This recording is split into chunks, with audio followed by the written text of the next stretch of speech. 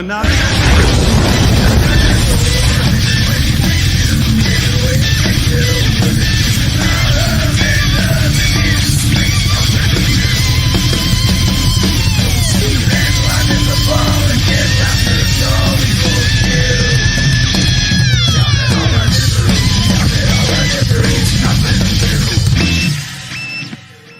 I just want to shake some sense into you kids.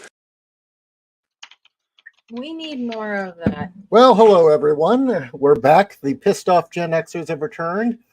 And in light of it being October, I thought I'd ask RALT'S about the smoke circle, where apparently military guys, when they have nothing to do, used to just sit around and tell bullshit scary stories. Which sounds awesome. Ooh, that sounds like fun.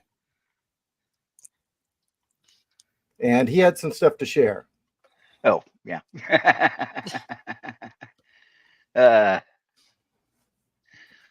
Pretty much. Well, let's see. We used to all sit around. We didn't call it anything official like the smoke circle. Everything. It was just, we didn't have the internet. We didn't have, tablets. You couldn't go to the talk and play WoW. Pretty much your choice when you were done working or not on guard duty was read a book, sleep, play spades, or BS. And you could only lie about pussy for so long. So the rule was, as long as you weren't allowed to call bullshit. As long as the story hung together and was entertaining, you weren't allowed to call bullshit. And eventually that leads to ghost stories. And people don't realize it, but soldiers are fucking superstitious. I mean, the whole tradition of the lucky cigarette has carried over since like World War II. And for those of you that don't know, that's where you take a cigarette out, you turn it upside down, and that's the last one you smoke out of that pack. And you don't give it to anybody else. Somebody takes your lucky, you throw a fist. That's where that came from, because when I used to be a smoker, it was just I was told you have to flip a lucky, and I was like, why? And like, just do it. And so that was always the last one to smoke. You got lucky enough to live long enough to smoke that one. Interesting how that started out as a military thing and trickled down to us civilians. Yeah, and then people had their 4-leaf clovers in their wallets, shit like that. I don't know if it's that bad as today. Lots more people, don't really believe that shit. The golden BB, the black dog, all that stuff. And everybody had ghost stories. I mean, everybody did, because a lot of us country boys and even people who lived in the city had ghost stories. But there was always, these stories about like how Madigan Army Hospital, the original one, not the modern one, but the old one, was haunted as fuck. And anybody who'd ever spent like overnight there would talk about how you could hear footsteps moving up and down the hallway and there'd be nothing there. You'd see a nurse come in and she'd look you over and then leave. And when you came in, when the next nurse came in, you notice she had a different style of uniform. That nurse might have been wearing a candy striper uniform from like the 50s. And Madigan Army Hospital, they finally went, oh, we're going to build a new modern hospital because reasons. And nobody said shit. And, they destroyed the building because everybody knew across the entire army at the time that Madigan Army Hospital was fucking haunted. I can't remember if it's Fort Riley, Fort Carson. There was always claims the parade ground was haunted. The big parade ground. Okay. Supposedly you'd see old cavalry troops out there. Guys from the Indian Wars. Oh, damn. Then of course there was always the locomotive. Everybody knew about the locomotive. Out on your grandma's property, there's the ghostly locomotive that comes whipping through and would crash. Because a lot of people don't realize, back in the day, they drove trains like fucking maniacs. Mm-hmm. I mean, back when the West was back when they initially made the Transcontinental Railroad, they drove trains like they were crazy people. There was actually, how fast could you make it from one place to another was a big deal. So, there was always train wrecks. What? It was a huge deal. Yeah. I actually did research on it. So, yeah. I think it was, honestly, I don't think it was Davy Jones, but it was something like that. His name was, and he fucking, you got to figure these guys died horrible deaths because that thing would crash and they'd get covered in fucking steam. But they didn't care. So, you had the haunted trains. Oh God, serial killers were, all over the news at the time. America was getting pretty aware of serial killers, but everybody had ghost stories. I mean,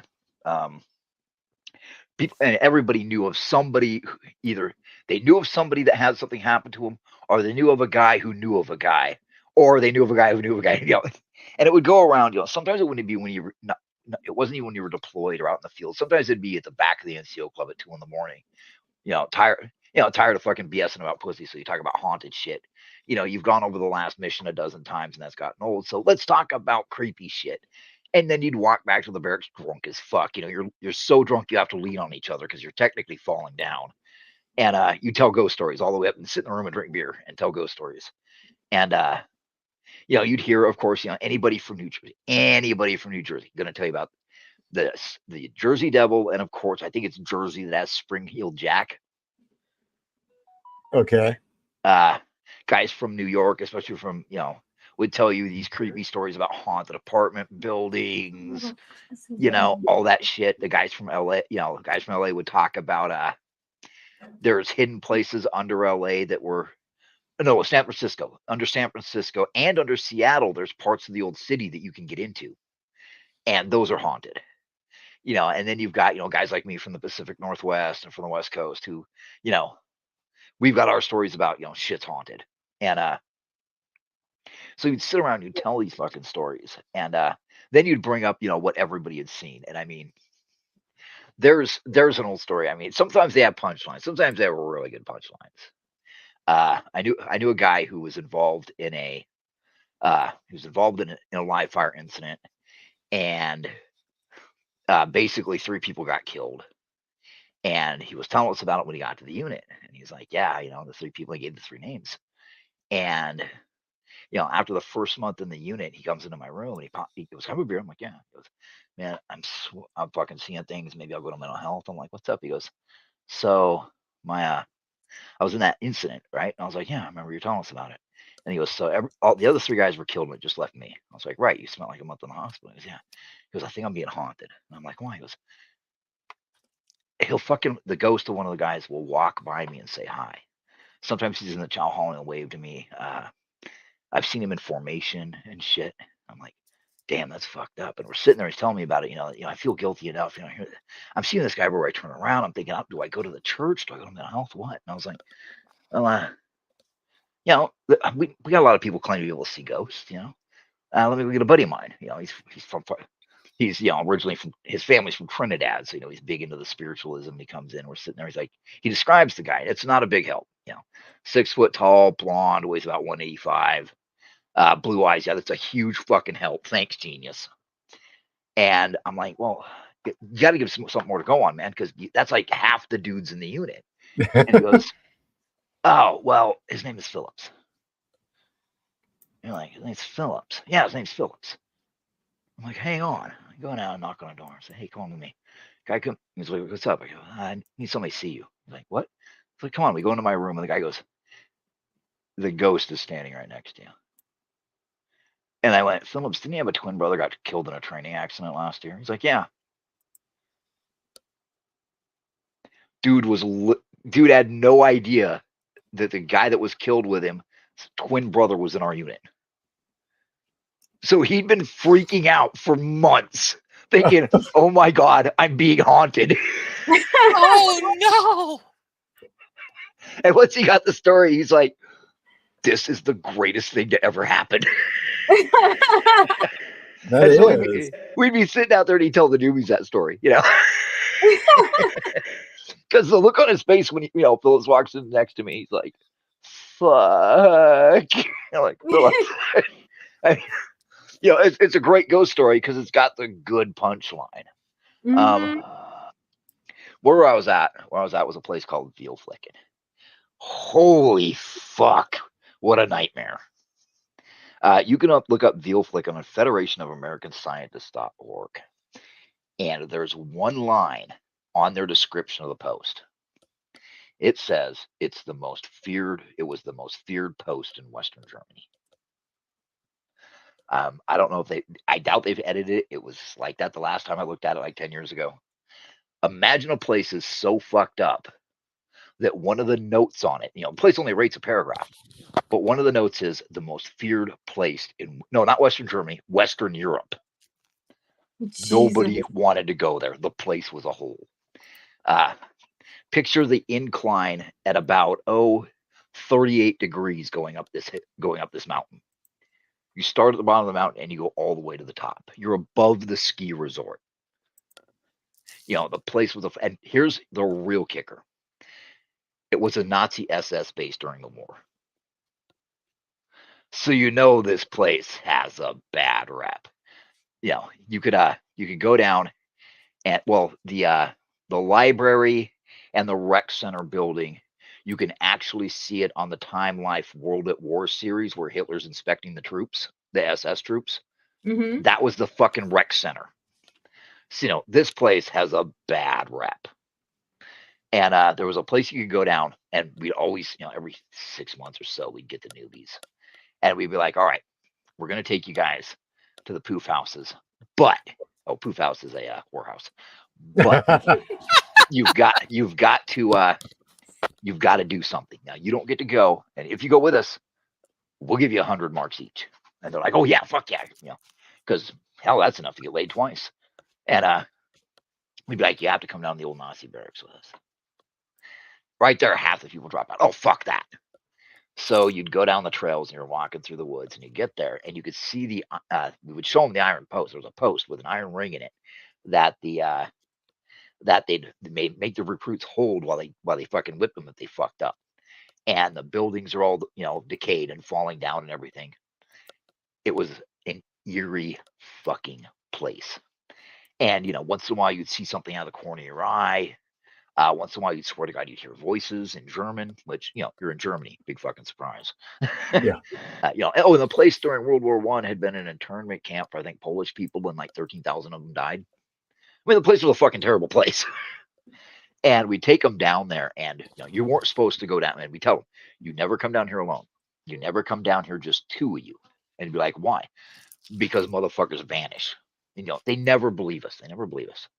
And, every year, one or two people would be like, oh, I'm going to go down to the old Nazi place and me and my buddy are going to go down to the old Nazi place and drink. And they never come back.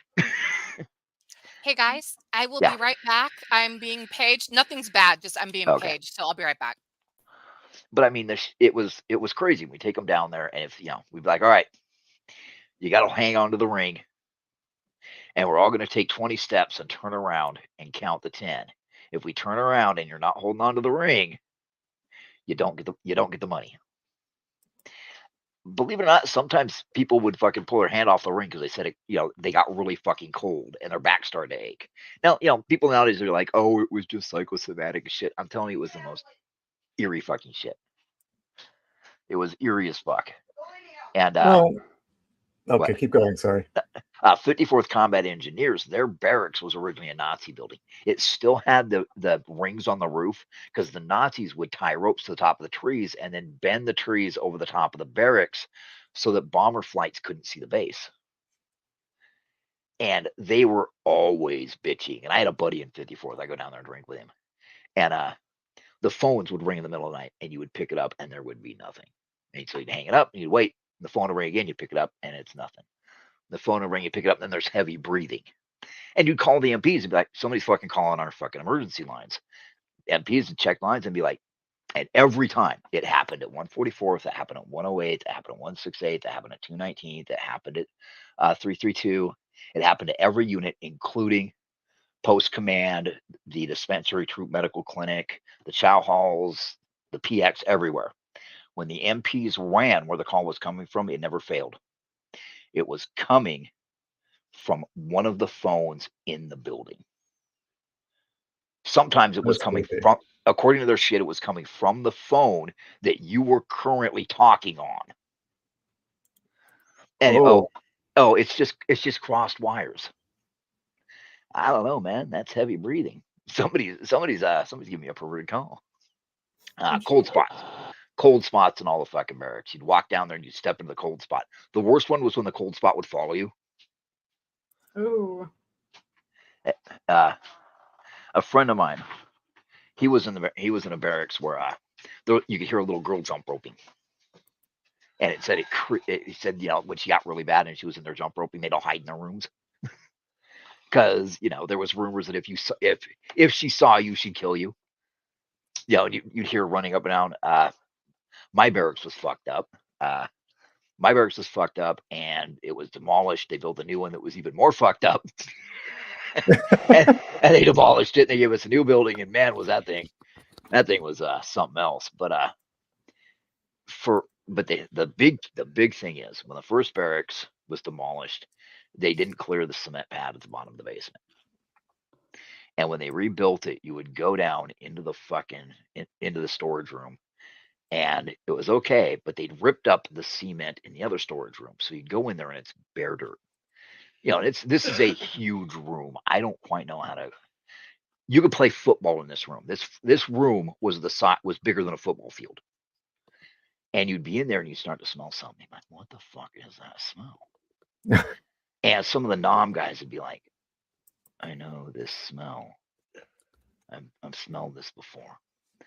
So finally, when they rebuild when they knocked down that barracks and they rebuilt the second one, they're digging up where the dirt is, and they found corpses.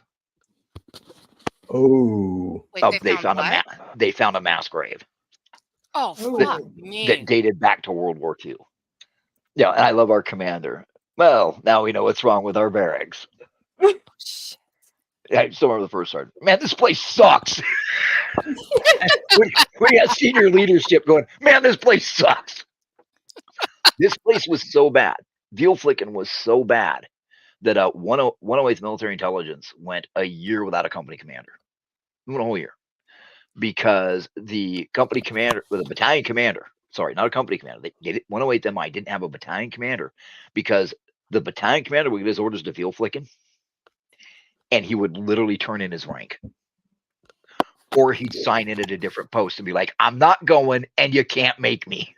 168th Armor didn't have a sergeant major for a year for the exact same thing. There were sergeant majors that were like, no, I quit. You're not sending me there. Because the place...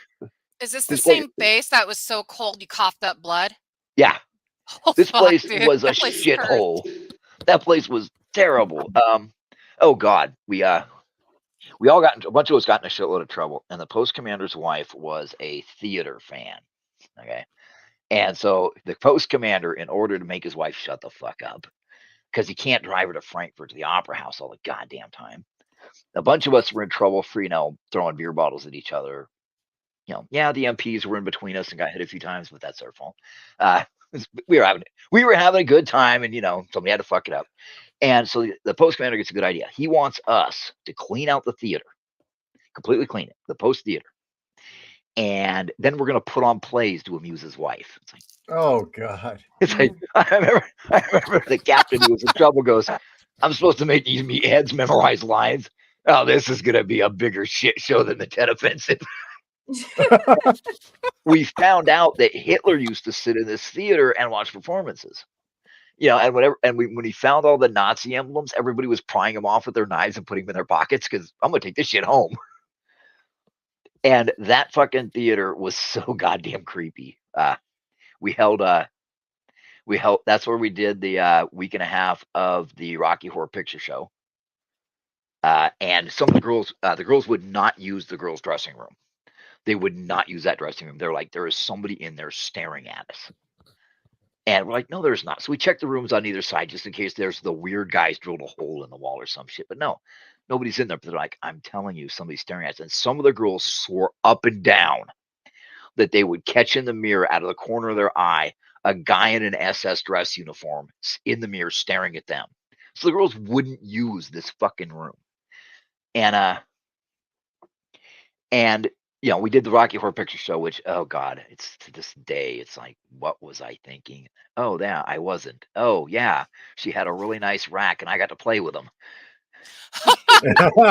Well, there you go. There you I go. can still sing several of the songs from that goddamn play. Now I don't sing worth a damn, and we'd be up there. We had at first we had beer bottles, but halfway through the first showing of the first act of Rocky Horror Picture Show, when we were still doing the Brad and Janet song, we got tired of dodgy beer bottles, so we went to red cups. Because I'm telling you, being in the middle of singing a song and getting hit in the chest with a beer bottle hucked by a fucking tanker is no fun. But God. so we all had the stories like the Incredible Spider Girl. She put on the wig for Magenta and she's out there singing, and she gets this weird look on her face, and all these spiders pour out of the wig and down her face, and she starts screaming. Oh, Holy fuck. And shit. she's running around in circles, and we're trying to tackle her. Oh And, my man, god. that shit went around post. According to post legend, she was eaten live on stage by spiders.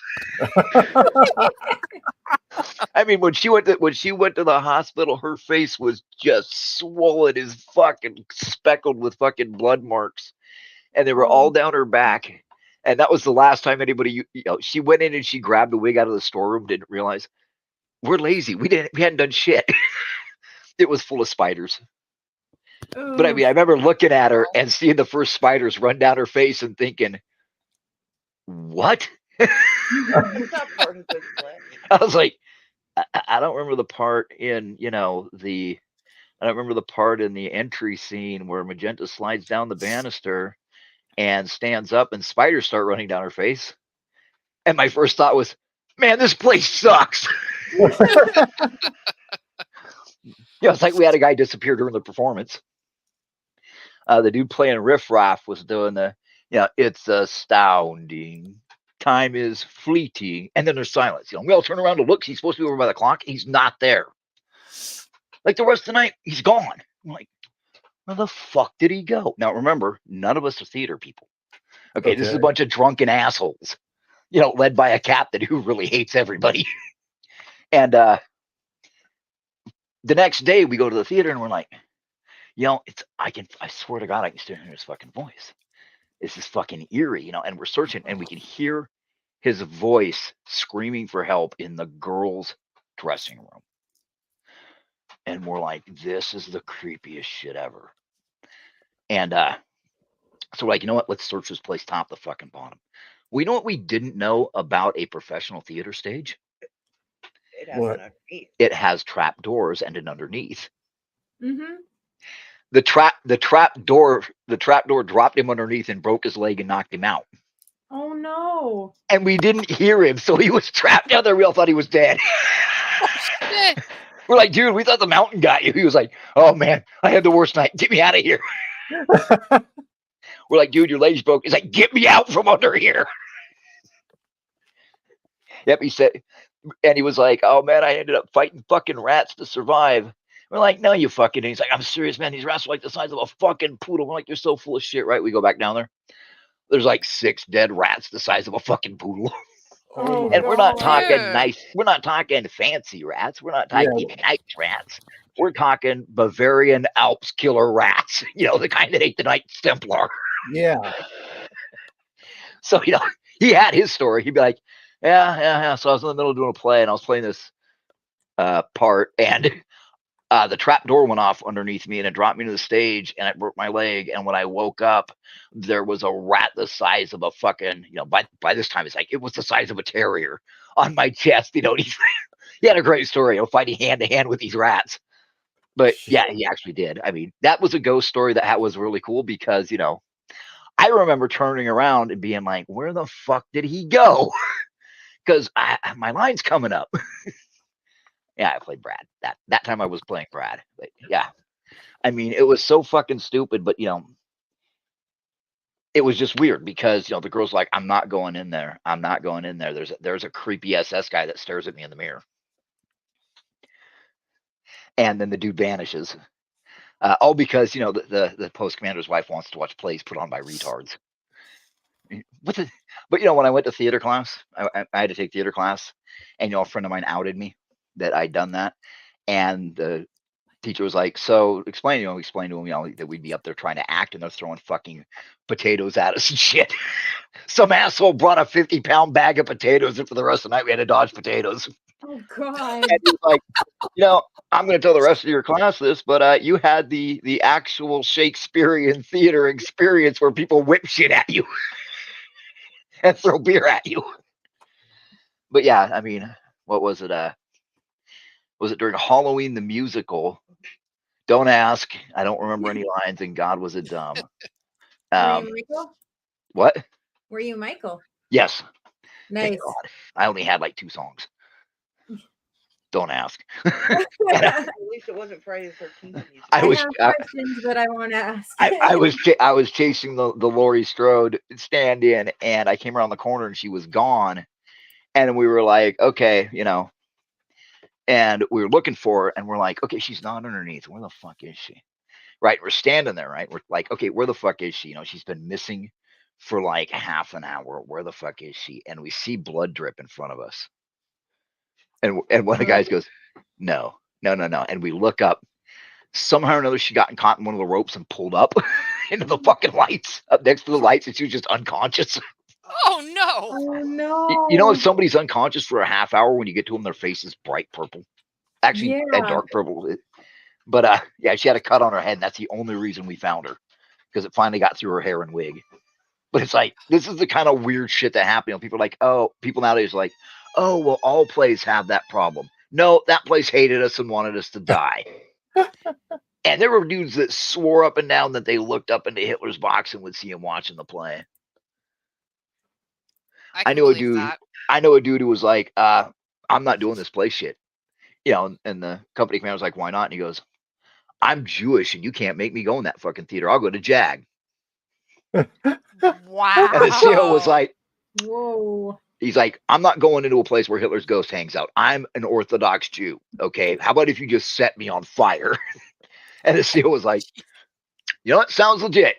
You can just scrub the girls' bathroom at the motor pool in the gym in here. And he was like, fuck, maybe I'll take my chance with the ghost of Hitler, because girls are the nastiest people in the world. Oh God, nothing like walking into the girls' bathroom to clean it and seeing a fucking used pad stuck on a fucking bathroom stall door. What the fuck is up with that? Why do you do that? Dude, I have no idea. I'm sure Kat can back me up on this. You should see SDCC. There's like tampons flung everywhere, shit smeared on walls. Yeah, in the bathrooms.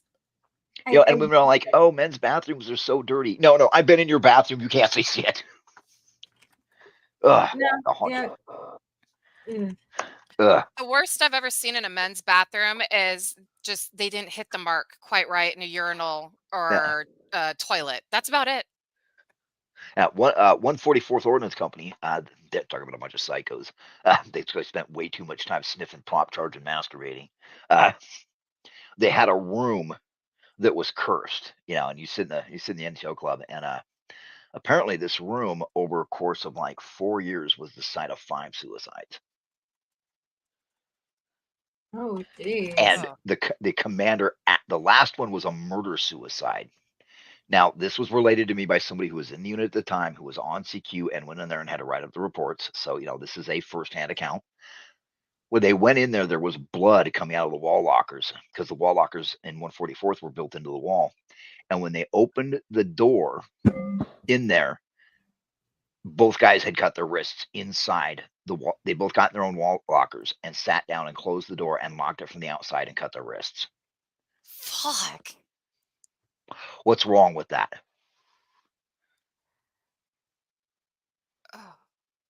They got in their wall lockers, they locked the padlock, and cut their wrists. What's wrong with that statement? That doesn't make any sense. Apparently, that was the company commander for 144's last straw. That he fucking loaded it up with extra furniture and locked the door. Apparently, they were like, nope, fuck this.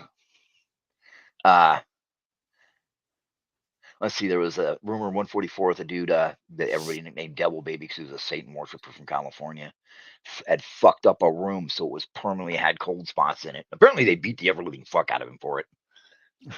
Good. Tell me a little more about this person. I met him like twice, and one of the times I put a fist in his face. Everybody called him Devil Baby. He was from California. He used to brag. He came back from leave one time and was bragging to everybody that he'd gone to some Satanist ritual on the beach and eaten the flesh of unborn babies that they got from an abortion clinic. Fuck. And he was talking about that shit and laughing, and I was like, look, man, yeah, I'm just as stem wine as everybody else, but you need to shut your fucking mouth about that shit. And he goes, or what? So I punched him in the face. And this guy was so universally unliked that I took the boots to him, and I never got charges pressed against me. So he had his own room, and he did all this weird shit in there and fucked it up, and it smelled bad. And fucked it up, and it smelled bad and had cold spots. So nobody was sick. You know what? You're not the only one that's told this story. About some Satan worshiper fucking shit up. That exact story appeared on that show called The Smoke Circle, where people send in stories of base experiences. Yeah. Oh yeah, I mean, it was pretty famous. I mean, all of 144th bitched about it. They hated that dude. They fucking hated him. I still remember. We went out to do some shit, and he was in the crew, and I was like, "Fuck, I'm gonna punch him out." I was like, "Okay, you guys get in the truck." And Devil Baby, you just fly beside us, got the truck, and drove off. I hated that asshole. Oh God, the Rangers in 108 had a story. You know, you'd get some of them drunk, some of the old timers drunk, and they'd fucking start be like, "All right." And they'd be like, okay. And I'm gonna retell it as if I was there. I wasn't in 108th. I wasn't in Delta Company 108th. I just really hung around with these guys and fist fought with them, went whoring with them, shit like that. But I wasn't a Ranger. I wasn't in Delta 108th. And they told it like this. So actually, this is the guy at Have Music. So me and the others went out for our normal 5-mile run down the trails on the other side of the PX and on the other side of the motor pools, past Motor Pool Row. And we're running along. And the three of us hit a fucking World War II mine. And so it knocks us down, breaks our legs, fucked us up, and we're laying there and goes, and he tells me this. I mean, he's looking me dead in the eye. You know, it's 1 o'clock in the morning. We're all drinking 151 and Coke. And he goes, I'm laying there and I'm out of it. My jaw's broken. My leg's broken. I can't breathe. And out of the bushes comes this fucking Kraut. And he's dressed in a Nazi uniform. And he bends down next to my buddy and he puts his finger in the blood and tastes it. And then he moves to the next guy and puts his finger in the blood and tastes it. And he comes up to me and he puts his finger in my blood and tastes it and he spits it out and goes, Juden. And walks away. Now, nowadays everybody call him bullshit. Back then, it seemed like the lights got all dimmer and shit. And he wasn't the only one that had an encounter like that. I mean, there was a couple guys hit unexploded ordnance. Heel flicking was dangerous. There was exploded ordnance. There was tunnels underneath the post that still hadn't been cleared by EOD. They'd been working on for 40 fucking years, and they still had explosives and shit down there. One of the roads on post got fucked up. It had a sinkhole. All of a sudden, it turned out that some charge went off in the tunnels and collapsed the tunnel. I mean, the place was a hole, man. The place was terrible. I was walking. Me and 3 buddies were walking, and there was a couple girls from 108th and a couple girls from 144th up ahead of us. And we're going across the intersection. It's a major intersection down by the theater and the post command. And on the right's woods, on the left woods, but left and forward is the theater, post commander. And out of nowhere comes this fucking broken beer bottle and hits this chick from 144th in the fucking face. And just gouges the fuck out of her face. Well, here's the big thing. The lights were on in the parking lot of the post. To this day, I cannot tell you where that beer bottle came from. We saw it coming down out of the arc. Yeah, and the MPs are like, yeah, that's why you assholes have a curfew. And we were like, what? He's like, yeah, that's why we tell you guys to go home at 2 a.m. because weird shit happens. Okay. Oh God. I knew this dude in 144th Ordnance Company, and he was this dude was a maniac. And I think you put this story. Anyway, he was a fucking nutcase. And good guy, but a fucking nutcase. And he would talk about how the fog. Now, the fog was a problem in deal flicking because it wasn't really fog. It was clouds. And I don't know if you know how thick clouds are. But, I mean, you go out there and you can't see anything. And so I'm on CQ one night, and this fucking nutcase from 144th calls me up and goes, hey, got anything weird going on? I'm like, what, man? It's fucking veal flicking. There's lots of weird shit going on. I got a fucking tapper in the fucking vents down the hall. He's like, no. Is there something weird outside? I'm like, I don't fucking know. Let me go look. And he goes, no, don't go outside. I'm like, what? He goes, don't go outside. I'm like, man, fuck you. I got my pistol. I go outside and look around. And there's this weird feeling to it. I'm like, you know what? I'm brave and all. I'll charge a machine gun nest. I'll kill a man in hand-to-hand combat, but I'm going back inside. I go back in, E3's like, what's going on? And he's like, what's going on, Corporal? I'm like, listen, go down, check everybody's rooms, knock on the doors. I got a weird feeling. I said, we get to the end of the building, chain the fire escape. He goes, are you fucking kidding me? I'm like, no, chain that fucker. I got a weird feeling. He comes back and he goes, hey, listen, the fire escape door was open. I'm like, fuck. I'm like, anything else? He goes, yeah, there was wet footprints on the steps. I'm like, God damn it. So, now we got to go through the goddamn barracks. We got to hammer on the fucking doors. Hammer on if somebody doesn't answer, we got to use the master key and go in. Can't find, we don't find nothing except for we find muddy boot prints and wet boot prints. I'm like, who the fuck is fucking up the floors? Because contrary to popular belief and what you see in the movies, military floors are polished to a high gloss. So you can see where somebody's been walking, and we're like, what the fuck? I go back and I call him, hey, I said, hey, are you guys coming over to our barracks and fucking with us? He's like, no. So I called 54th. I'm like, you assholes coming up here? You fucking engineer dickheads coming up here and fucking with us? He's like, no, man. I call 108. I'm like, what are you douchebags doing? He's like, nothing. Why? And then the guy from 108, goes, hey, listen, Delta Company said there's somebody outside the barracks, and they went out and looked. I'm like, yeah. Well, they left like an hour ago and they're overdue. I was like, how many went? He goes, well, standard team of 5. It's like, she sent 5 fucking dumbass Rangers out in the fucking fog. No, they're gone forever. I'm like, they're going to end up in like Eastern Germany or some shit. And I call 168th Armor and I'm like, hey, is anything going on up there? He goes, hey, I got to call. Is one of your guys in our barracks? I'm like, what? He goes, one of your guys in our fucking barracks again. I'm like, no. I was about to ask you the same thing. So he's got somebody running up and down the stairs and running back and forth on the 3rd floor, hammering on fucking doors. But they're ducking into another room every time somebody answers their door. We quit that shit. I'm like, okay, well, somebody's been walking around our fucking barracks, and they came in through the far exit. I said, our barracks is on lockdown. By this time, it's all of us on a conference call. And then we get to click, and I'm like, somebody's calling in. It's the fucking MPs. And they're like, hey, are any of your assholes out here fucking with us? And we're like, what? It's like, yeah, we got somebody lurking around the MP cars. Like, what? And I can hear that. You ever been on the phone with somebody that will hear them lean? You can hear them lean to look out the window. Yeah. Yeah, it's that feeling. And he goes, so I'm looking at this guy, and I swear to God, he's on all fours on the top of one of the MP Jeeps, licking the windshield. Ugh. The fuck? I'm like, and I look at the assistant CQ. I'm like, go get the armor and open the arms room. And the whole night, everybody's having all these fucking problems. Somebody kicking on the doors, somebody banging on the doors. Oh, and the best one, 144th has bathrooms inside their rooms. People are waking up to somebody beating on the bathroom door from inside the bathroom, and when they open the door, there's nothing in there. And so by this time, the MP is like, fuck this, I'm calling Stuttgart. And they brought in the MPs from Stuttgart to help lock down all our barracks, right?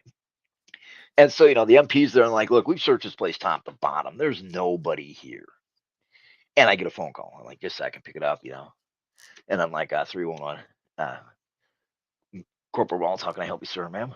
And it's the guys at the motor pool, and they're like, hey, we got a problem up here. It's like, what's up? He goes, listen, I'm in Tower 2, and there's a guy on top of Humvee 9 licking the windshield. He's on all fours. Oh, I'm like, what the fuck? MPs go up there, nothing. All fucking night this goes on until dawn comes and the fog slowly rises up. No explanation ever. All we get, I love this. They bring a whole bunch of us into the theater, into the movie theater, and the post commander comes out and goes, well, I want to tell you that as the post commander, I don't appreciate mass hysteria. What went on last week was unacceptable among adult men in the military. We expect better, right? This is where the story gets a little darker. So like a week later, I'm sitting there in the NCO club drinking whiskey, and one of the MPs sits down, I'm like, dude, who drug you behind a truck? And he's covered in mud. He's got pine needles in his fucking hair. He basically looks like he's been out in the woods for the last week. He goes, so, post commander's gone. I'm like, what? And he's like, yeah. Like, what happens? He goes, so, this afternoon, right at close of business, the post commander whips open his fucking office door. I'm like, yeah, so who gives a shit? I said, it's a fucking general. Who fucking cares? There's plenty more where that came from. He goes, no, it gets better. He's completely naked. I'm like, what? What? He goes, and he runs across and jumps on a private and starts biting her face. I'm like, you're pulling my fucking leg. And he goes, no. Then when people pull him off her, he breaks free, jumps through the window, and runs off into the woods. I'm like, there is no fucking way. You are pulling my fucking leg. I was like, get him a whiskey. 3 of the dudes from fucking Delta Company 108 come in, and they look the same way. And I'm like, what's going on, man? He goes, oh, he spent the entire fucking day until midnight searching the woods for a naked general. I'm like, wait, this story's true? But, it never shows up in the paper. It never shows up in Stars and Stripes. It never shows up in, the J.Ishiro newsletter. No. Anything that happens on Veal Flicking is never reported on. Not once. None of this shit is reported on. And to this day, I actually, when I got to Hood, I asked somebody who'd been in Fulda. I was like, hey, you were in Fulda? And he's like, yeah, I was 11 days here. I'm like, why didn't the papers report any of that shit going on in Fulda? He looks at me and goes, because that place is a shithole, man. Destroyer wants to know if he was on meth. Yeah, I'll be out in a minute. Who the fuck knows? Which is first? I mean, that was just the kind of weird oh god. So Uh-oh.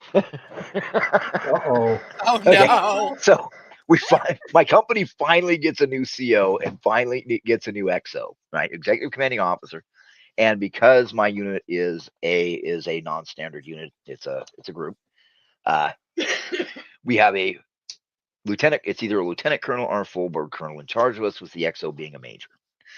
Now these motherfuckers hated each other. Nobody knows why. They're wearing the same combat patch from Vietnam. But these motherfuckers hate each other. I mean, I drove the CO in, and he's fucking bitch, because he'd been at Fort Hood. You could always tell the guys who'd been at Fort Hood because bitch.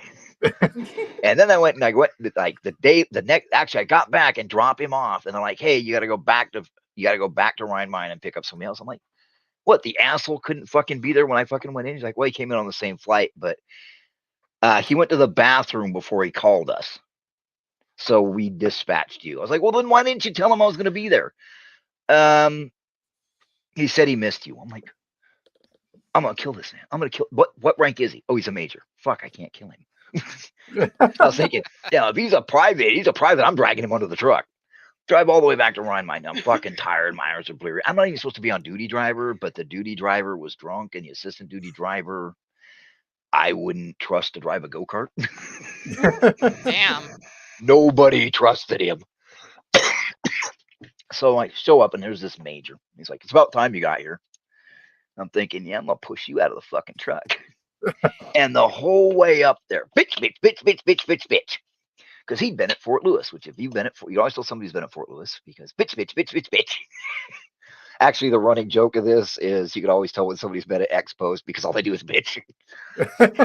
So we're halfway up the mountain, and it takes, you stop at the gate, and, you can tell that nothing's really gone on because at the gate, they've only got 2 M113 APCs with the 50s, and only 2 M60s show up. So nothing's really happening because, like, when there was the bombing in Fulda, they had like 6 APCs and 30 dudes and sandbags and machine guns and landmines just to be safe. The Army cares about your safety. Now throw that pop charge in the hole. But I'm driving him up, and he goes, so what's the company commander like? I'm like, I don't fucking know. And he was like, you could speak with a little suspect. I actually stopped the truck and you want to fucking walk? I remember that vividly. You want to fucking walk? And some lunatic comes out of the bushes, and he's probably from another unit, and plasters his hands against the window and puts his mouth against the window and does the blowfish. And the dude screams, and the guy takes off back in the bushes, and I'm like, welcome to Veal Flicking. He's like, what the fuck is that? I was like, I don't know, the welcoming committee. This is the kind of shit that happens all the time. Eventually, after a couple of years, I just got used to it. It's just the way it went. So I'm like, he's like, what do you mean you don't know? I'm like, we just got the new CO last night. He's like, oh, what's his name? I'm like, I don't fucking know.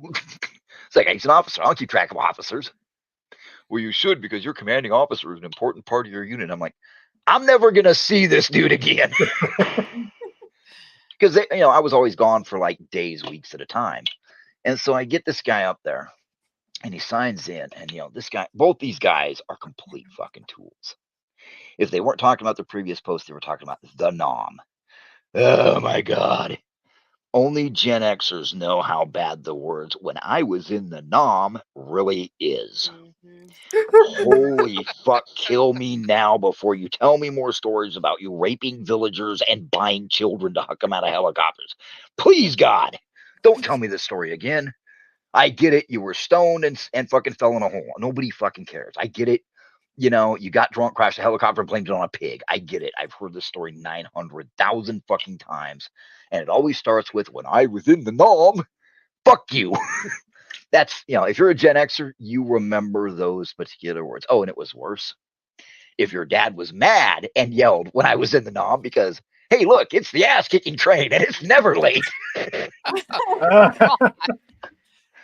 So, I go and I get off CQ, which is just 24-hour duty. I go to bed. I'm sleeping. Somebody starts hammering on my fucking door like a retarded monkey. I'm like, I get up, I do my usual look down, hey, it's my morning friend. Fuck it, I'm gonna answer the door naked anyway. Yeah, I whip up for the door. The CQ's like, Jesus Christ, man. I'm like, you knock on my door, you stare at the crank. What do you want? He's like, well, the new XO wants to know if you know where his watch is. I'm like, how the fuck do I know where his watch is? Well, he said he had the watch when he got off the airplane, but now he can't find it, and he wants to know if you took it. Oh my God. Jesus. I was like, you know what? Why don't you tell that asshole to come and search my fucking room?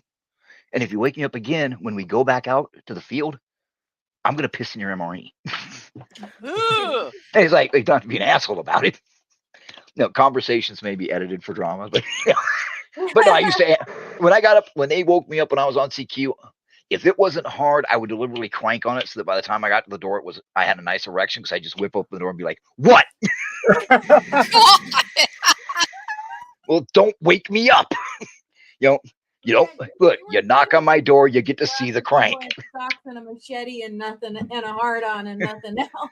My wife's over there. She's got this big grin because she knows I'm not lying. She goes, don't knock on the door. Because you knock on the door, you get to see the crank. Even when you're wearing a blanket. Oh, God.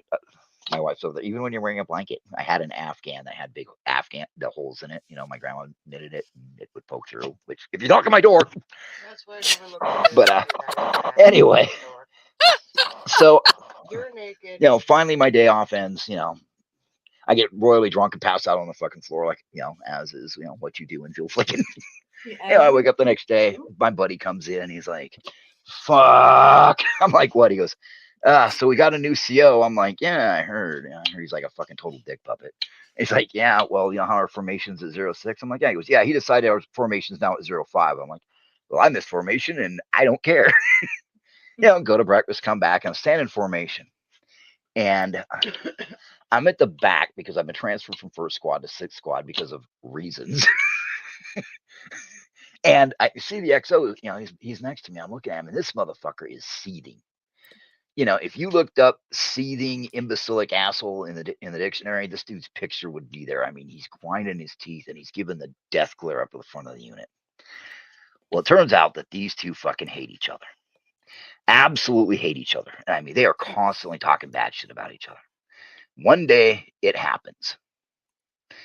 I don't know what caused it. I'm standing in formation, hungover, usual. And I'm kind of staring up there. And the XO, is standing there. And he's got his helmet. And he's got his flak vest on. He's got his weapon and everything. And CEO's up there rambling on about some shit I'm not paying attention to. And all of a sudden, the XO takes off his helmet, drops his weapon, runs up to the front of the formation screaming, "I hate you so fucking much!" and bashes the CEO in the face with the helmet, and the fight is on. Oh And my God. they are rolling around the floor, right? And we separate them, and the XO starts screaming, "He's a fucking werewolf!" Wait, what? And the CO starts screaming, "I'm not the werewolf. He's the werewolf. He's the one that got bit by the gook. He's the werewolf." And I remember looking at the platoon Jesus. sergeant, and I go, "If this motherfucker bites me and I turn into a weregook, I'm gonna be so mad." And so, they have to throw them in the cop God. car, and they're in the cop car with their hands handcuffed behind their back, kicking each other. Oh my God. So the next day we go to formation, but first sergeant's up there with some unlucky lieutenant who didn't run fast enough. Right? So the lieutenant's our new acting CO. Wow. They were screaming at each other. The whole beef apparently was one of them was bitten by a Vietnamese werewolf. Was their argument? I'm talking to the MP, and he can't stop fucking laughing. And then the story takes a dark. And then the story takes a dark turn. Oh no. They're moving the CO from the post to Fulda to process him completely, and they find the fucking MP wagon wrecked, and the MP's dead from a broken neck, and the CO is nowhere to be found. Oh shit. So who was the werewolf? Because when they went out to search for the MP van, they came back, and the XO wasn't in his cell. Holy crap. Oh. What did we decide? They're both werewolves. They were actually vampires. Of course. Because, it makes as much sense as any place else in that fucking hellhole. I mean, the place was fucking crazy, and you sit there, and the Rangers had the best story. Oh, God, 144th Ordnance Company had a complete panic moment, right? So they have this CO. They have this fucking CO, and he apparently he had a problem with one dude. And this dude, E6, out of the nom, just like the CO. This was back in like 83 or some shit. And the CO apparently picked up the phone and calls the orderly room and goes, "I need you to evacuate the barracks." And what's going on, sir? I'll come in and out. He goes, "Don't come in. Don't come in. Just evacuate the barracks and get EOD." He went to open his top drawer and felt a little bit of resistance, and he had them nom reflexes and let go. And he put his fingers in the drawer and let go, so he wouldn't open it, wouldn't close any further. And he looks and he sees there's a fucking tripwire inside the drawer. And he starts looking, and he sees deck cord along the edges of the room down by the molding. Whoa. And now the story is interesting because the CO is in a room wired with, as it turns out later, 200 pounds of C4.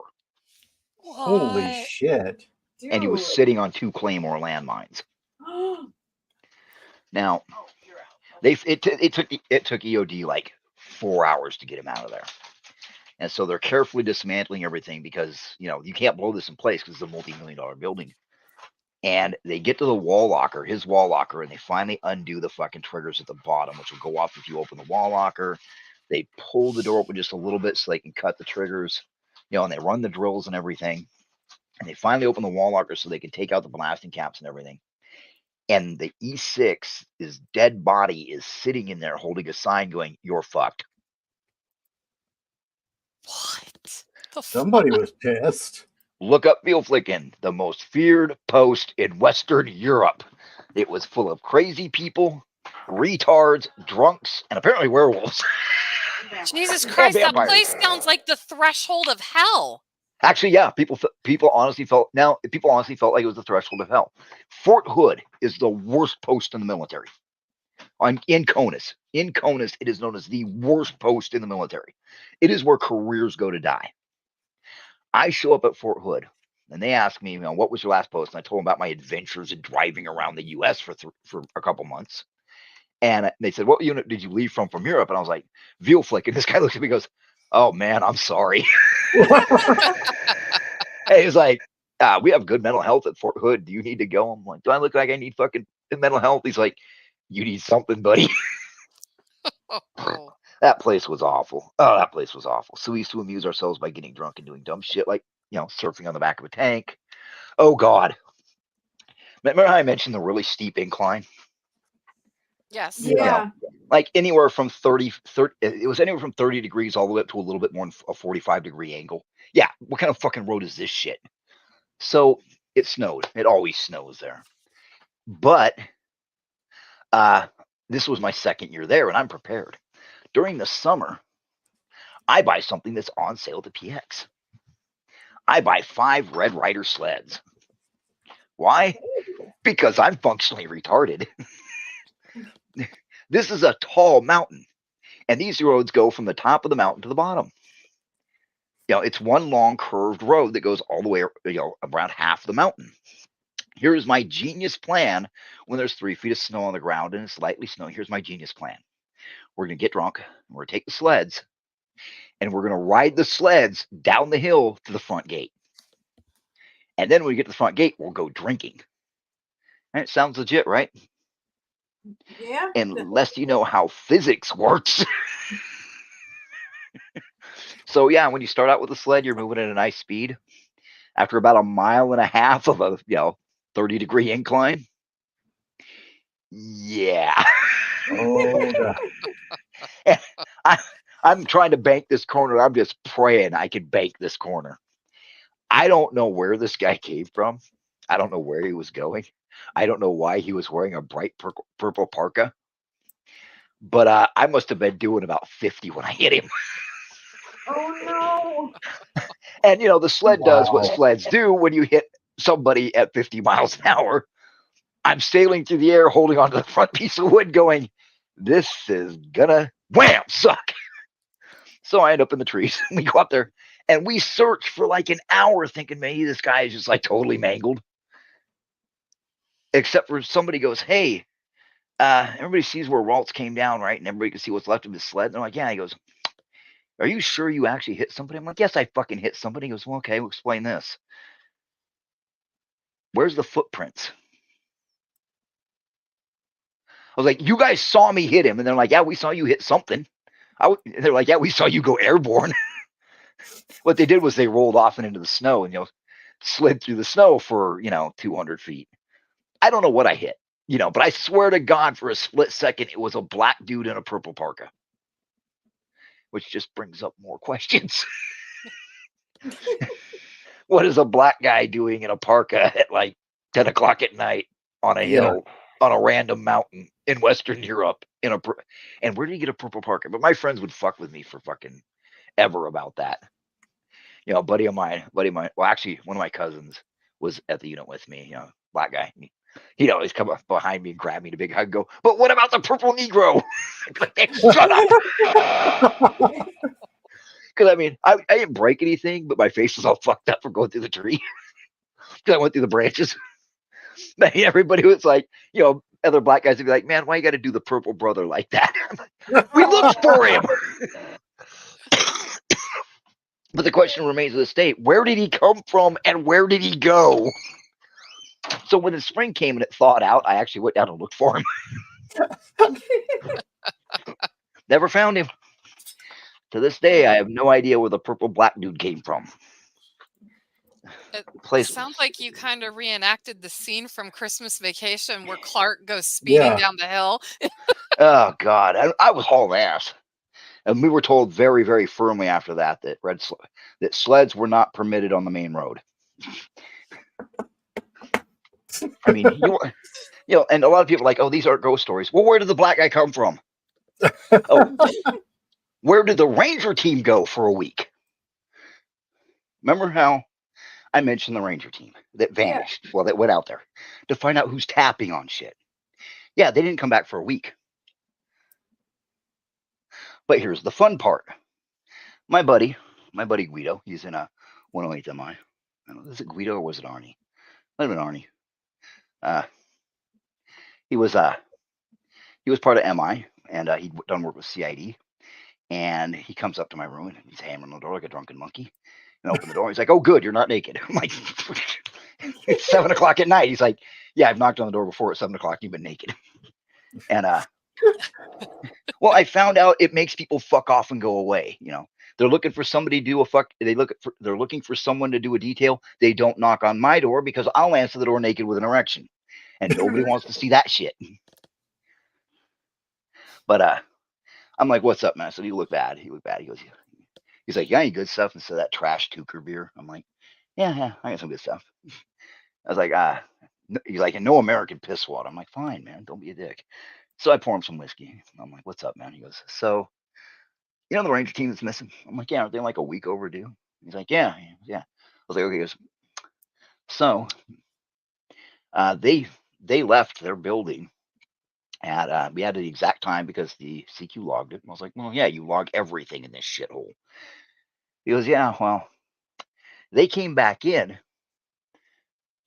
last night, 10 minutes after when they logged out." I was like, "Okay, where they been for a week?" He goes, No, it gets better. You know, so the CQ does it smart because, you know, they're Rangers, and, you know, if it involves a snake or stupid shit, they at least have brains. So he made them all sit down, and he called us. Well, he called the MP and he called CID. He goes, "And you know, I'm still working with CID, so, you know, I'm in 108 anyway, so they send me over." And he tells me, you know, they'd asked him, you know, "Where were you?" And they're like, "We're just out in the fog, man. We're looking for whoever's fucking with the unit." And my buddy Arnie tells him, "Hey, how many of you are wearing digital watches?" You know, they all, you know, half of them raise their hand. And he's like, "Can you take off your watches and let me see them?" And he noticed that some of these guys had been wearing the watch so long that the clasp was rusty and broke when they went to take it off. Which he said, "I wrote that shit down and I had photographs taken of the watches." He goes, "Check this, man."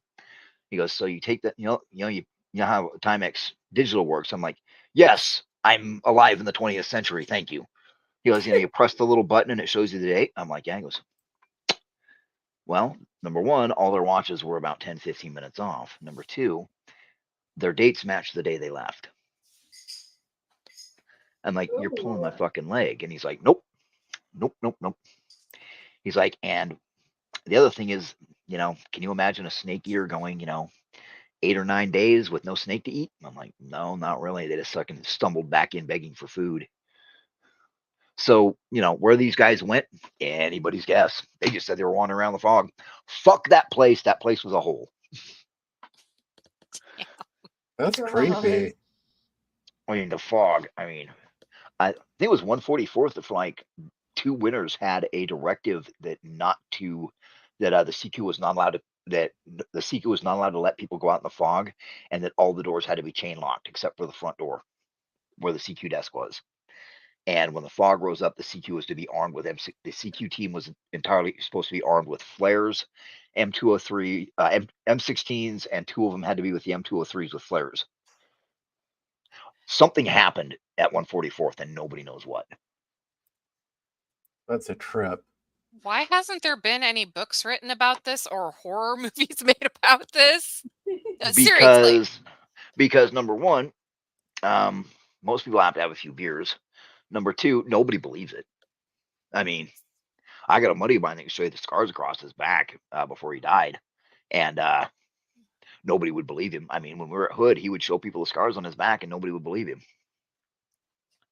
That's fuck. Because there were three scars total, and they were spaced about 2 inches wide, 2 or 3 inches apart at just inside his right shoulder, but down by his left hip, right above his left butt cheek, they were all close together.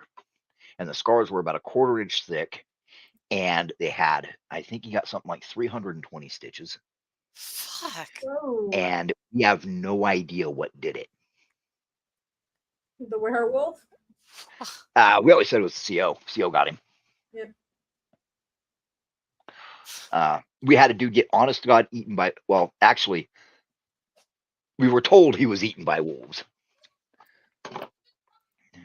Because, there's no wolves in the Bavarian Alps. You can fucking suck my dick. There is too. And they're big, honking, dire wolves. There's also boars. And, I'm wondering how many people the boars have killed over the years that were taking the back trails, because you're not supposed to take Suicide Trail or AWOL Trail or Deadbeat Trail because the boars are out there. I'm willing to bet those boars killed more than one motherfucker. And I'll bet the wolves got more than one dude. Because for a while, there was this big white bitch. And she was huge. I mean, maybe it's memory and time and distance, but I remember thinking she's the size of a small fucking pony. And she would go up and she would sit in front of the doors, because everybody had up there, everybody had airlock doors. You know what I'm talking about? Yeah. Yeah. But they were glass, so you could see through them. Nobody knew why they made that design decision, but they went through and replaced. It was that. It's so that you can see how high the snow's piled up. Yeah, and see who's out there. Well, this bitch would come up and stop at the base of everybody's walk and sit there in between the two lights and stare at the building. And once in a while, the big fucking black males would come out of the darkness and sit next to her and then leave. And it was always like, she is trying to figure out how to get in here. And the guys that were up in the towers guarding the motor pools would be like, there's something down there and I hope it's the fucking wolves. Because can you imagine being up in a 30-foot fucking tower and you look down and the fog's like 10 feet below you, but you can see something moving down there? What is it? No, Is thank it you. the wolves? Is it the boars? Is it the CO? Okay, well, this brings me to a question. I've heard this story more and more from different military people, and a lot of shit on YouTube as well. Mm-hmm. Yeah. And that's the story of being out in the Middle East usually. Usually it's the Middle East, where they've got the NVGs on, and they can see somebody with the NVGs, but when they pull the goggles up, He's not there. he's not there. They pull him back down, the person is right there in front of them. Yeah. Everybody hates that bastard. And he's not just right in front of you. He's looking into the NVG7s were bifocal, meaning they had two lenses, so that you had depth perception. Imagine you see somebody out there and you're like, fuck, is that some fucking raghead Haji? Oh shit, if he gets too much closer, I'm gonna fucking pop around at him. You look away and you're like, hey, we got somebody out there, and you look back and he's still standing in the same position, but he's like 100 meters closer. And you're like, get a flare, we might have something going on. And then what? I got like a fucking one guy standing out there, and I was at War on Terror, so we were a little more lenient. The War on Terror guys usually lit him up at the 100-meter mark, and then nothing happened to him. But I'm like, and we got a Haji out there. And they're like, are you sure, Sergeant? I'm like, I'm fucking sure. I'm fucking pretty goddamn sure. And I'm like, I'm looking right at him. And the dude with the NVGs is like, I don't see anything out there. I'm like, it's dark, you moron. And so I use your NVGs. And he goes, holy fuck, he's right out there. And I'm like, I'm fucking telling you, he's right out there. Dude takes off his NVGs. He goes, okay, now I can't see. I'm like, pop a flare, pop a white flare. Call. And the other guy said, call into the top. We got somebody out here fucking around, and we don't know if he's playing spotter, if he's gonna Allahu Akbar us. I don't know.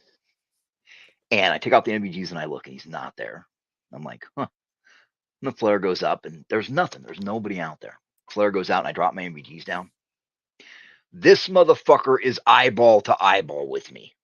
Oh. And I am completely cool, calm, and collected. I am a field pinned E6. I've been in the Army for many years. I've seen lots of crazy shit. I do exactly what a man in my position would do. I scream like a little girl and fall into the foxhole. And start shooting. And it was like, what? And I pull my NVGs off, and there's nothing fucking there. Oh, so now I look like an asshole. And of course, because I'm popping off shots, everybody goes running for the line. The CO comes out and he's like, what's going on? This guy's a Trinidad Trash Island monkey smuggler. And he's all, what happened out here? I'm like, he's like, I pinned you with the rank of E6. I expect you to comport yourself as one. I give him the story. He's like, that sounds peculiar, Sergeant. I'm like, what, you think, sir? I will sit in the foxhole with you to ensure you are safe from this phantom man. I'm like, oh, you think it's a fucking joke? He's like, you will sit here in this foxhole for the rest of your shift. I said, here, why don't you use your MVG, sir? I'll keep mine off. I throw a 203 shell in, wait, got a star cluster. All of a sudden he goes, I have what looks like an Arab man at roughly the 500-meter mark. Do you see anything? I'm like, it's fucking dark. He goes, well, now for the test. And he lifts up the NVGs, puts them back down. He goes, you are correct. He's at the 300-meter mark. Now, do you see him? I'm like, no. He goes, throw a flare. He goes, now he is gone. When he lifts him up, he goes, yes, he's gone. He puts him back down. He goes, he's still gone. Flare goes out and he lowers him. He goes, now he's at the 100-meter mark, exactly where you said he was. And he slowly reaches down and draws his pistol. He goes, we will teach this Arab monkey not to mess with the U.S. Army. He lifts him up with his left hand and puts him down. And he screams like a little girl and starts shooting at nothing. And falls into the foxhole. And he lifts him up. I'm like, you got it, sir. You taught that air not to fuck with you. He's like, you did not see him. I'm like, no. He goes, you did not see the bloodshot eyes. I was like, no. He goes, yes. In the morning, we will move 5 miles south. We never saw that fucker again. But, I got to give it to the CO at the time. He was all like, very interesting. I will test this. But yeah, I've heard it from people that were in 2nd Armor Division, saw that dude. Oh God, apparently he liked to fuck with tankers. They'd hit their lights. They'd hit their lights to see him, and he wouldn't be there, and they'd turn it off, and he'd be somewhere else. And there's no way he ran over there. Yeah, that dude has been around since 1990. That is creepy. And it gets right in your fucking face. Oh God, my uncle told me about this one. It's after the 68 Tet Offensive. And his unit had done pretty well. I mean, they'd only taken like, said he think they took, I know they took like less than 10. He used to tell me the names. Tet Offensive really racked him up. But the one person that got it was their lieutenant. And my uncle would have a few beers, and my uncle never actually came back from Vietnam. I mean, his body did, but that was it. And he'd get drunk and tell us about it. And holy shit, that place was a fucking shithole. And he said that it was like a week or two after the Tet Offensive that they started hearing somebody whistling Dixie. And all the brothers were like, "That who is whistling that racist ass song?" But they could hear it drifting through the camp at night.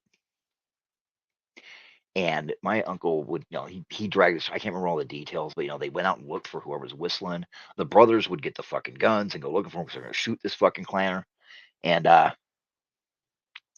they never found it. But here's the kicker: the lieutenant that got killed used to walk around whistling Dixie in the 3 days he was there before he took a bullet. Oh. Dudes who went to Nam have all kinds of stories like that.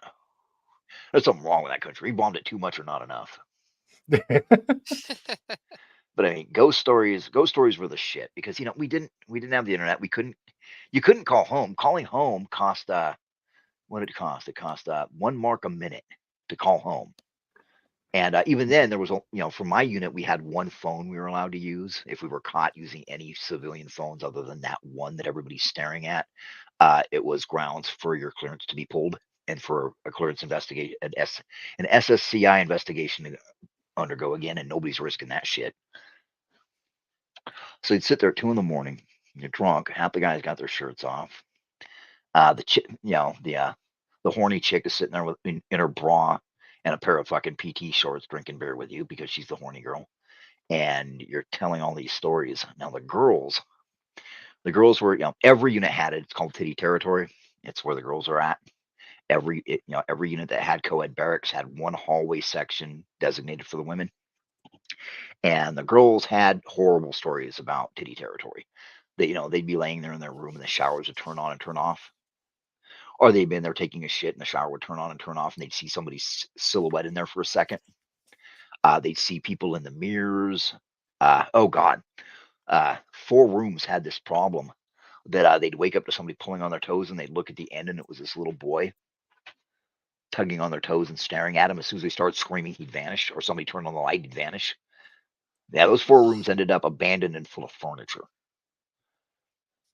I mean, it was just weird shit that went on, and Sure, was isolation, let's be real, let's be honest, scientifically, was isolation probably part of it? Yeah. Was alcohol consumption part of it? Yes.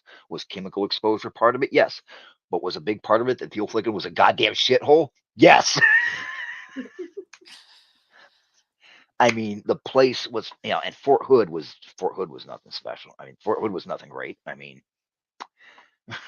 Fort Hood had its problems, but its problems were mostly meth, retards, criminals, murderers, and oh yeah, the guy from West Fort Hood that axe murdered 11 people. You won't find that in the news. You want to know what the biggest crime you can do in the military is? The absolute biggest crime. What? It's not selling information to the enemy. It's not shooting one of your fellow soldiers. It's embarrassing the army. I That mean, does seem to be true. Yeah. look at fat ass Vindman. He went up there and lied under oath, perjured himself about a sitting president, and nothing happened to him because it was popular to do that.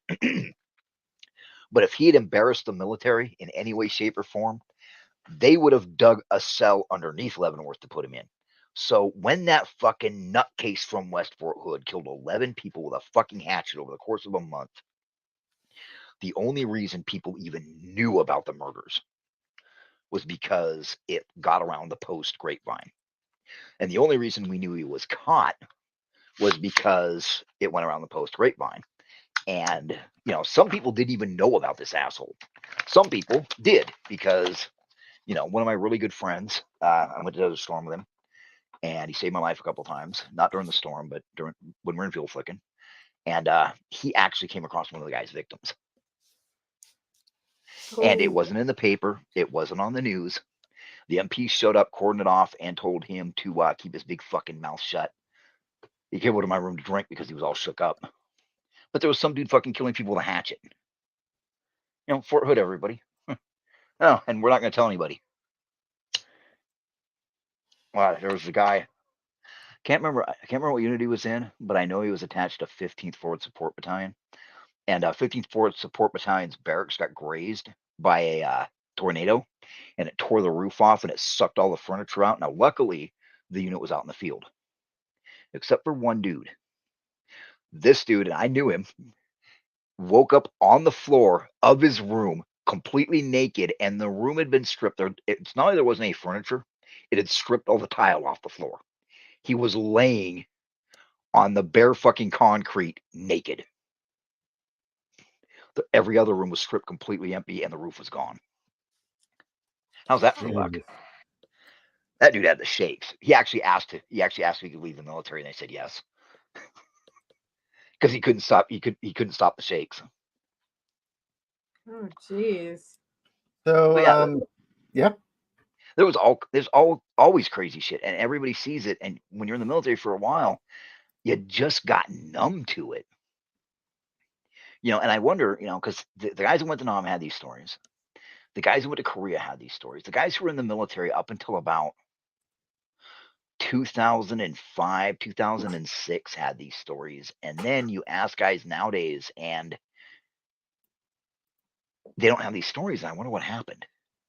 But at the same time, it's, when you go to college, you used to always hear about the spooky shit in the colleges. When you went to high school, you always heard about the spooky shit in the high schools. But about mid-2000, it stops. And people say, oh, it's because there were cell phones. And now people, now that you can't record it, it's like, no, it doesn't feel the same. Think about it. Think back to 2005 to 2008, somewhere in there. Didn't it feel like something went missing and we don't know what it is? Here's your ghost story. We lost something. There's no more ghost stories. Go ahead. I would say somewhere around 2010 to 2012, the world changed. It just started becoming increasingly unrecognizable. Yeah. I mean, if you really want to go down weird conspiracy theory tangents, the whole Mandela effect and the claims of the Hadron Collider opening up parallel universes. Yeah. I mean, you get into it, but think about it. Somewhere something changed, and it vaguely feels like we lost something. You know, we don't have the hauntings anymore. And the ones we do have are the most boring, basic bitch hauntings ever. Ooh, I saw a speck of light in my video camera. Oh, fuck you. Okay, the last thing I saw that scared the shit out of me was a big fucking dog. Which was interesting considering I was on the roof of a building at the time. How did it get there and where did it go? I'm the only one that happened to. You know, but what happened? What happened to our world? I would trade some of the conveniences we have now to bring back, I don't know, to bring back whatever it is that's missing. Because no matter where you were on the political spectrum, you could sit around and BS about ghost stories you knew as a child. But there aren't any anymore. You know, I kind of wonder if that has anything to do with the maybe narcissism or NPC syndrome. I agree with you. I mean, I honestly think that social media has also made people incredibly cynical and skeptical. Well, it's more that they're skeptical to the point they don't believe shit right in front of them. Oh man, Oh, okay. God, So yeah. I had to get 2 trees cut down on my property. You guys heard the chainsaws when we were playing. Mhm. I had to get 2 trees fallen, and one of them had a branch over the road that was about 2 feet thick over the road, and it extended all the way across the street.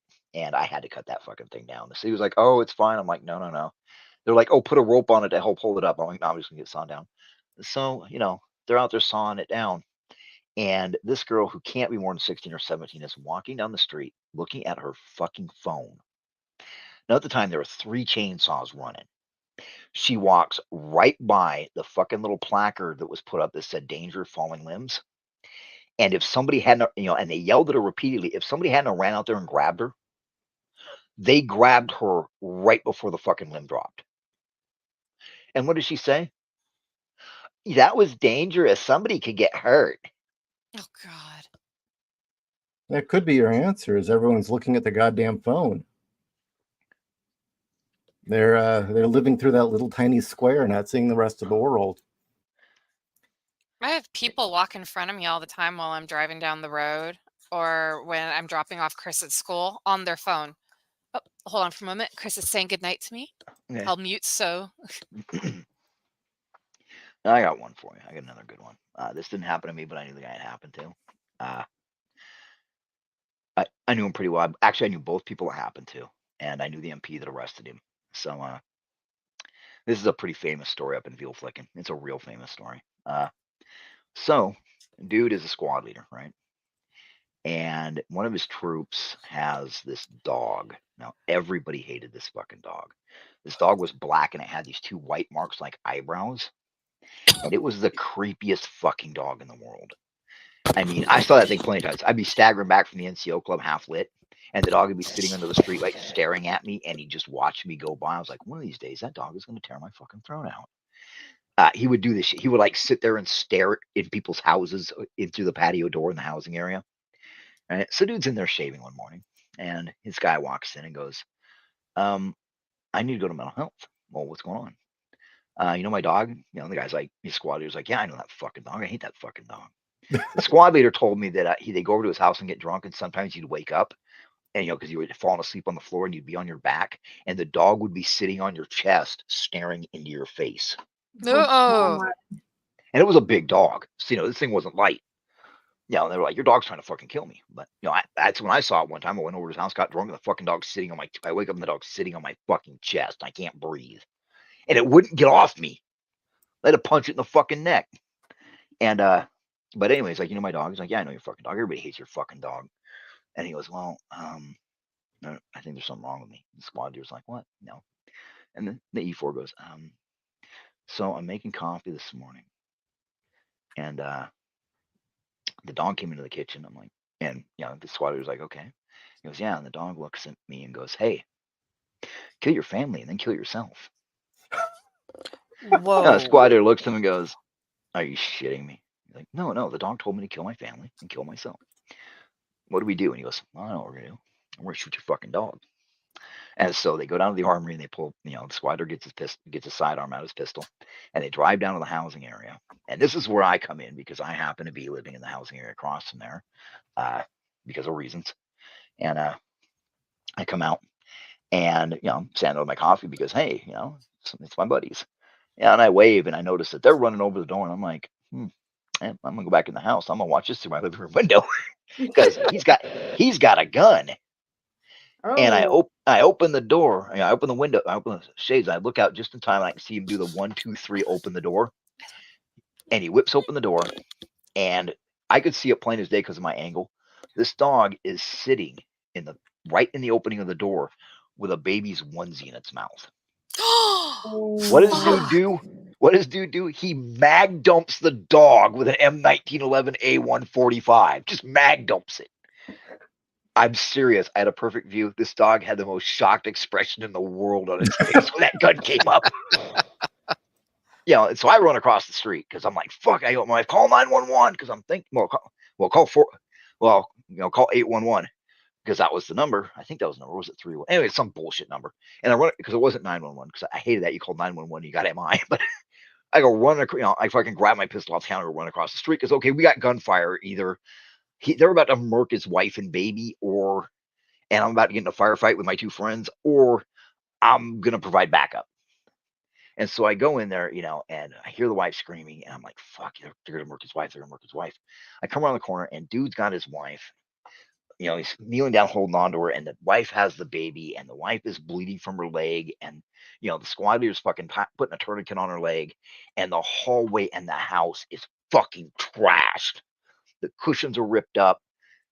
The fucking doors fucking dug. They try to dig its way in through the doors, and the wife calms down. I'm like, what the fuck is going on? So I'm standing there like an asshole in a pair of fucking boxer shorts with a fucking empty cup of coffee in one hand and a fucking live 45 in the other. And the wife looks at me dead in the eye and goes, the dog, it came in the room when I was breastfeeding the baby, and it looked at me and it said, I'm here to kill you. What the fuck? So I did what any, reasonable, logical, scientific man would do. I walked back in and put 4 shots into that fucking dog's head. And then mag dumped the rest. So I was sitting on the car, my girl brings me a cup of coffee, to replace the one because, she was like, come on, let go of the cup, let go of the cup, let go of the cup. She's like, are you okay? And I'm like, so the dog told her that he was there to kill her. And she goes, well, that dog was possessed. Well, why didn't you fucking tell me? And she just goes in the house. I'm like, fucking redheads. And the MPs come and they arrest my buddy. They arrest me for firing. Meanwhile, everybody on the fucking street is out looking. People are coming from other parts of post to stare at us as they drive by real slow. And so they hear the whole story. And they look at me and goes, why did you go back in and shoot the dog again? I said, you ever seen scary movies? And they're like, yeah. I said, what happens at the end of the scary movie? And he goes, well, they kill the thing. I said, yeah, what happens when they think they've killed it and they go back in the front room? Oh, yeah, it jumps over the kitchen counter, rips your throat out. I said, yeah. So I finished that bitch off. And they're like, well, why did you think your pistol worked better than theirs? I said, well, because I carry mercury-tipped hollow points. Oh, shit. Coated in Teflon. That's why mine worked better. So I got a lecture about, mercury-tipped hollow points that, you shouldn't have those. But everybody I talked to that knew that dog, you would ask them, you think the dog really spoke to her? And they'd look at you for a long moment and go, yeah, I did. And the dude got a cat, and that cat never talked to anybody. That cat was friendly. The cat would sit on your lap and purr. Everybody loved the cat. That fucking dog. But yeah, I remember thinking, fuck, he's going into Marcus' wife. Because it wouldn't be the first time. That's just... Yeah, that fucking dog, man. I hated that fucking dog. I'd be sitting there drinking coffee at 2 a.m, look out my patio window, and that dog would be sitting there staring at me like, why are you staring at me? Go find somebody else to stare at. So I get up, I was a real man, I just get up and close curtains. I mean, let's not be stupid or anything. But yeah, I mean, everybody had stories like this. And I noticed that when I'm down at the VFW, us older guys got stories like that. But, the younger guys, they've got a few. Okay, now this story is as old as war. Probably as old as World War One, maybe Civil War, maybe Revolutionary War. Okay, so this happened. This happened in Iraq. This happened in Afghanistan. This happened in a lot of different places. So I'm gonna set the stage for you. Okay, it's December of 1990. Everybody's tensions are high. There's been a few Scud hits. There's been a couple artillery. Iraq's fired a couple barrages of artillery. We're all on edge. We're all getting ready. The Air Force has started fucking flying. Now, here I am, acting Jack. E6 acting, jumped up Jack. And sitting out there on the 60. At my MVGs. Got my boys with me. I see something. There's something moving. There's something moving out there. I'm like, hey, you guys see that? And they're like, yeah, I see that. I'm like, is that a fucking raghead? And they're like, oh, I think it might be. And it's moving back and forth. It would move a little ways and then lay down. And it would lift back up and move the other way and lay down. I'm like, that's a fucking Haji. I fucking know it. It's goddamn. Because like the week before, 2 dudes had come up with their throats cut less than a mile from us. And somebody went to ram our gate and the car got stuck in the mud. And so they abandoned it. And the CO was like, before we send anybody out there, get the nifty 50 and put around in the front of that car, and the car blew up. So we figure we're on the edge of getting aggressed. I'm like, all right. I'm on the 60 now. Watch this. Because we called in, hey, we got somebody sneaking around the wire. Now, CO comes out, he's like, yeah. I've seen that before. I was like, what? He goes, yeah, I saw it in Cambodia. I've seen this shit before. Yeah. That was the cool thing, about Desert Storm is the Nam guys there were cool because, they stayed in the military. And they probably actually went to Vietnam. Unlike half the people that yelled at you about the Nam didn't go. And he's like, all right, give him 3. Pop, pop, pop. Drops down. He's like, okay, you got it. We'll wait about 30 seconds. We'll wait 3 minutes to see if his buddies are around. And then he sits up. And I'm like, what the fuck? I know I hit him. And he's like, give him a burst to get a tracer. Plop. Tracer's a perfect hit. Boom, drops. I'm like, I got him that time. He's like, yeah, you did. We're waiting. He's goes, and Trinidad, I'm like, I don't give a fuck about your monkeys. He's like, all right, Sergeant, let's wait. And he sits back up. I'm like, brah, brah, brah. And then we hear from somebody else, I got contact. Seal's like, I'll be right back. If he sits back up, just keep him under suppression fire. I'm like, and comes across the radio that there's like 3 or 4 places where somebody is sitting up and then laying back down. Dude sits up again. I'm like, pop, pop, pop, pop, pop, pop, pop, pop, pop. You'll let out the trigger. Pop, pop, pop, pop, pop, pop. And I mean, we end up half of the northern fucking flank is just engaged. I mean, we've got tracers. You can see things moving out there, and they're running back and forth behind the cover, and we're just pop, pop, pop, pop, pop, pop, pop, pop. Flares are going off. We got the Air Force to do a high-speed flyby. And they came in off like, boom. And they're like, you've got lots of movement. You are heavily aggressive. I mean, we're calling for fucking reinforcements, right? Finally, all of a sudden the wind shifts. It's like, oh, fuck, wind's from the north. And the CO is like, now is when they come at us. Get ready, men. And we're waiting. We're tense as fuck. We got radio calls. People are coming to our fucking aid. They got the Apaches up and coming. They're 10 minutes out. And all of a sudden, these forms lift up and start coming at us, right? And they're right off the ground. So they're obviously high crawling. They're obviously got their elbows up and are kicking their feet and are high crawling toward us. So we're pop a flare. But now they're close enough for us to see them. Empty MRE boxes. What? Empty MRE boxes. Oh, What? We have been in a 10-minute firefight with cardboard boxes. Oh my God. You know how embarrassing it was? Jeez. But the best part is, it appears their boxes and the Apaches are coming in with their lights on. We hear, nah, fuck that. The fucking Apaches just level the whole fucking region. We got them. Yeah, you hit them so hard they turned into a cardboard box. Well, sounds good to us. Good luck, boys. God damn it, we had to write that shit up. I was so fucking embarrassed. But it's out there in the dark. yeah.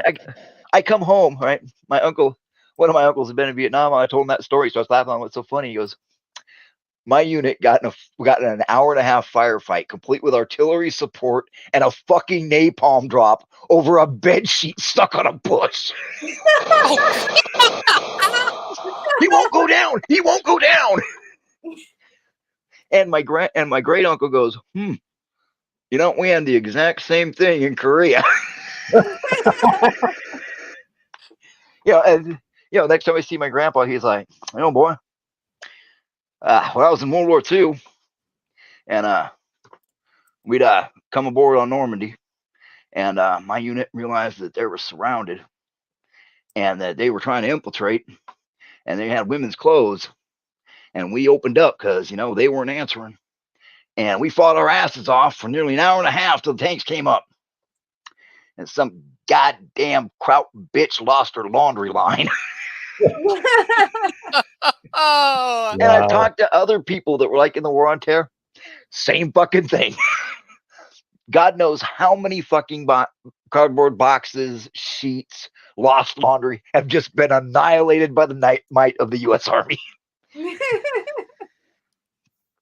It sounds dumb, but the one time you don't engage it will be when it's like 5,000 motherfuckers. Yeah. And that's why nobody got in trouble. It was just, you guys need to verify your targets better. But, when you get a high-speed flyby in the Air Force, it's like, you got movement all over the ground. What do you do?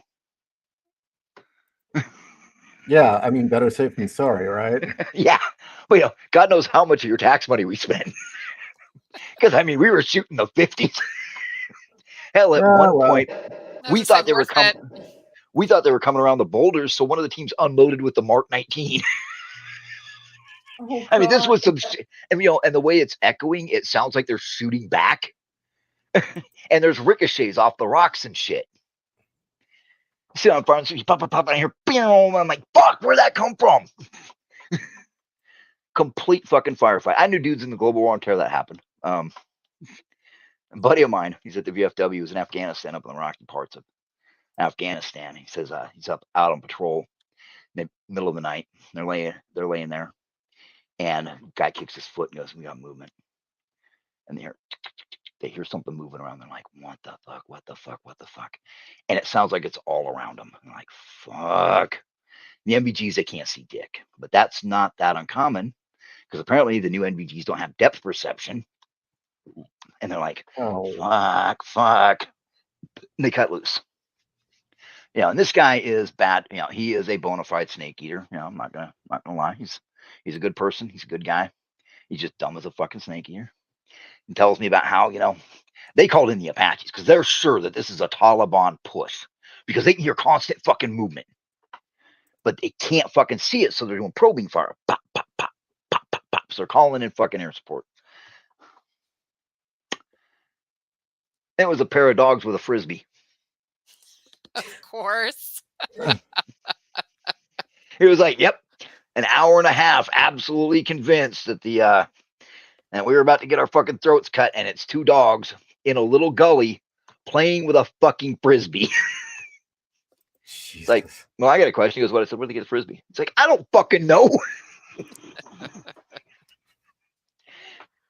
But yeah, shit like that used to happen. But that was my favorite part. We're heavily engaged with the enemy, and it's a bunch of fucking garbage because some assholes fucking, instead of taking their garbage to the dump or burning it in a burn pit, dropped it off by the side of the fucking road.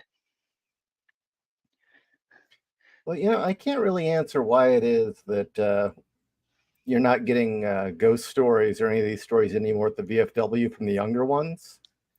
But one of the things I always thought, the reason they're probably not just because of superstition and all the other factors, but I always thought maybe one of the reasons that it was soldiers who saw this stuff as well as UFOs and other phenomena was that they spend long periods of time in remote locations looking, and they've got all the sensor gear.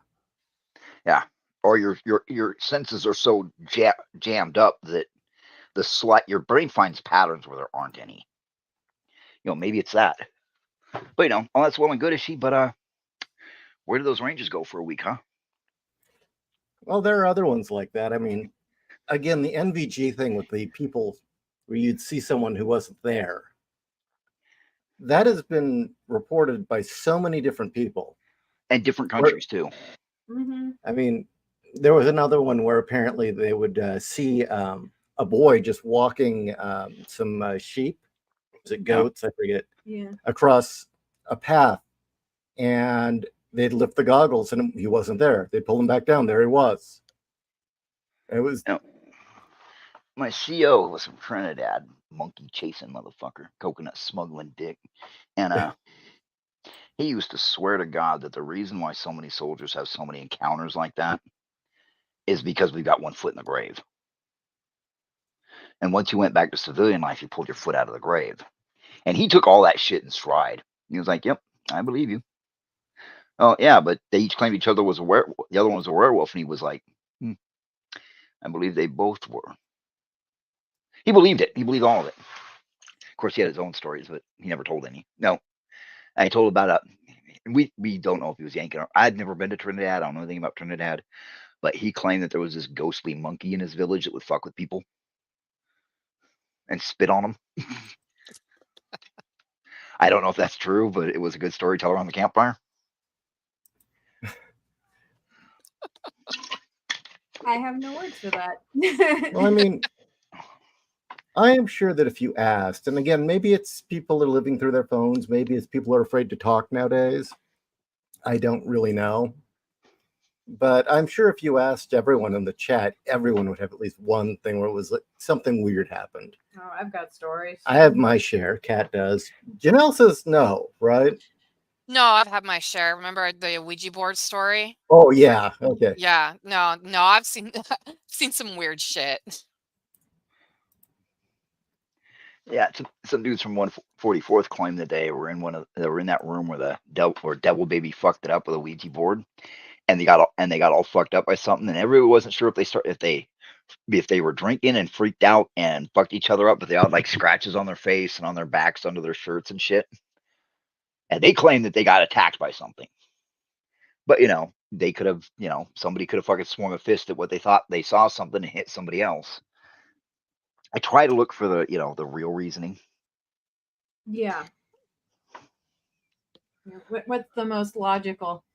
Well, I mean, there's certain phenomena that's been confirmed, like the cold spots. I mean, that's been confirmed. I mean, we haven't explained them yet. They've been confirmed. I mean, there's really strong evidence for residual hauntings. Yeah, my aunt always believed that she was a hippie, and she believed that hauntings were just the leftover psychic impressions of people. Mm-hmm. But well, that would be the residual haunting. What? That would be, I guess, a residual haunting. Yeah. And she took a lot of acid. Tweldy brings something up that we are hearing a lot about, and from younger people specifically, and that is demons. Yeah, there's been remember in the 90s there was a big thing about everybody seeing angels? Yeah. And now there's a lot of people that claim to see demons. And you know what I hate? I absolutely hate? I was watching this video and Twitter popped up that said that I think it was either Canadian or British, and said Baphomet on your money. And he folded the bill and then folded another one in the exact same place and put them together. And it's fucking Baphomet. I've seen that. They start showing you all this stuff where there's all this demonic imagery, and you're like, what? I mean, remember how they used to claim rock, heavy metal was Satanism? Have you seen the kind of videos that some of these rap stars and some of these new pop rock groups do? They are literally out there with horns. Yeah, the new videos, I mean, really do look disturbingly satanic. I mean, in the 80s, all the metal stuff, that was horror movie imagery. That was to freak people out and give you the slight thrill. Yeah, but I mean, the devil stuff in metal was always more like a horror film. Yeah. It wasn't this LaVey stuff or Kabbalistic, ritualistic magic shit. Well, occult's been around since Hollywood's inception. Think about Jack Parsons and L. Ron Hubbard. Just like L. Ron Hubbard came up with a cult because he wanted teenage pussy. No, but I was talking about he ran with the Aleister Crowley cult because he stole all of Parsons' money and his wife. Elron was pissed because the Masons wouldn't let him into their club. Because And, they knew he yeah. was a fucking charlatan. Yeah. And Crowley wouldn't let him fuck kids. Yes, Crawley actually warned Jack Parsons and said, "Do not trust this man. He will destroy you." And Parsons didn't listen to him. The one time he didn't listen to him. Crowley told him he's a kid fucker. And that's the thing, Yeah, you and know. if Crowley's telling you that. Yeah, if Crowley doesn't like you, considering some of the shit he did. Yeah. Yeah. Well, there's a thing, you know. I've met Satanists and I've listened to them, you know, and they do have a rule: is don't harm others and definitely don't harm kids. But this new shit, I mean, I know a guy, he says he's a Satanist, so I believe him. I mean, he wants to claim that, but he's never claimed that he's like summoned the devil or anything. But he was actually talking about how he was watching one of the music channels recently, and he was absolutely stomach churned by the fucking videos. And he was like, "Look, the Church of Satan is one thing, but this isn't Satan. This is Baphomet." Yeah, it's different. Yeah, very different. I was like, "What's the And- difference?" And he's like, "There's a huge difference, and I got to go to work." Well, it sounds like he was a LaVey Satanist, which Yes. I'm going to sum up LaVey in one statement. LaVey was prior to that a carny. Well, his Satanism strikes me as "fuck you, Dad. I don't want to go to church." Yeah. Yeah. Well, he was Jewish actually, but Well, no, I mean my friend. but But friend, I thought you meant but- LaVey. He was showing me pictures of some of like what the fuck do rap artists need with satanic imagery? Yeah, some of those rap videos are stomach churningly disturbing. Mm-hmm. And And the it's like, one where she kills the fetus. Mm-hmm. What the whoa. I don't watch music videos anymore because I just don't like the music industry. What the hell? Who did that? Was it Taylor Swift? No. No, it wasn't Taylor Swift. Okay, audience. See, I She's don't half keep track black, of half. Rihanna. No, let's see. Little Nas is one. Yellow Mouse.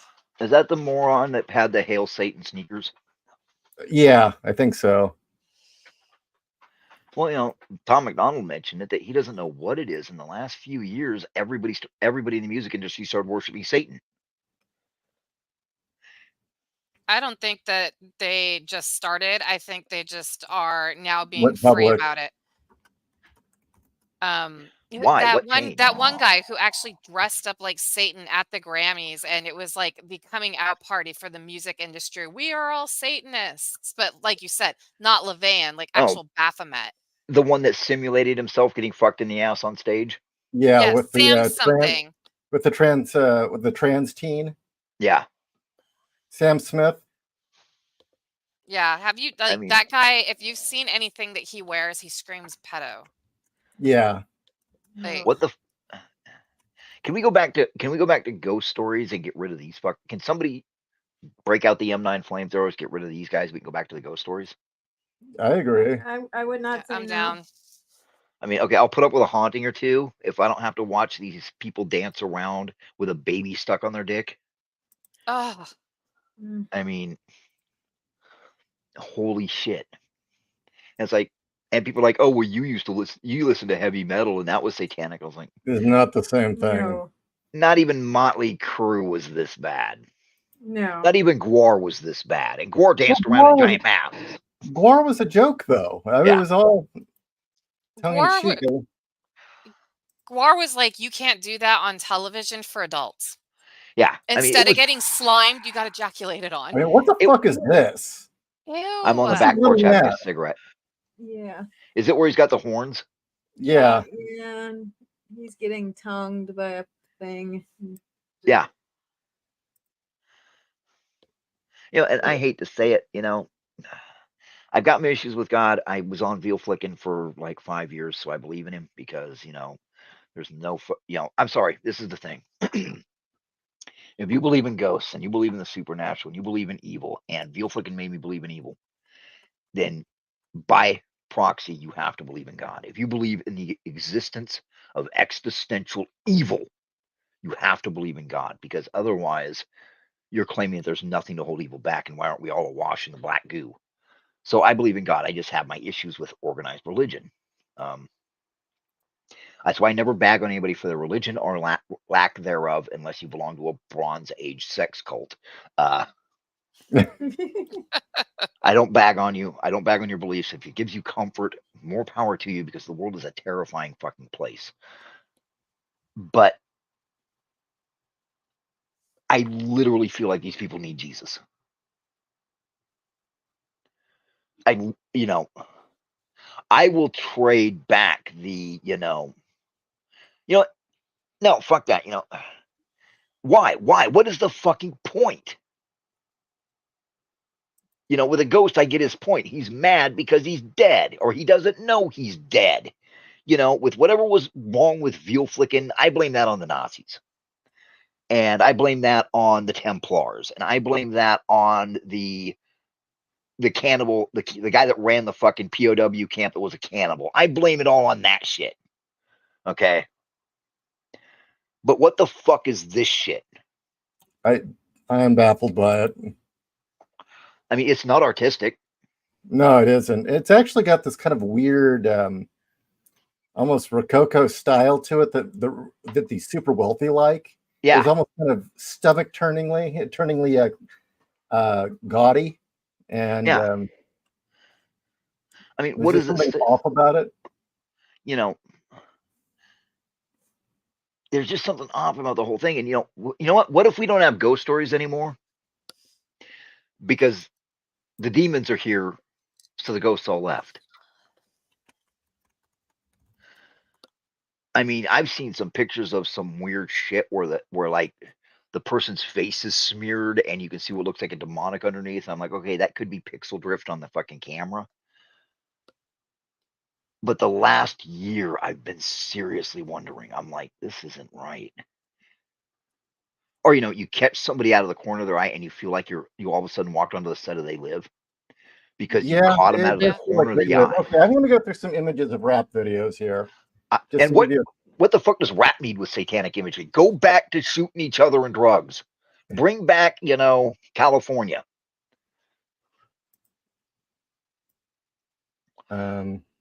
Yeah. I mean, if you gave me a choice between dealing with a ghost or whatever the fuck was wrong with veal flicking and dealing with literal demons, I will take the ghosts. Here's another. Ah. I mean, that's the rapper as the demon. I mean, you have literal cannibals nowadays. Yeah.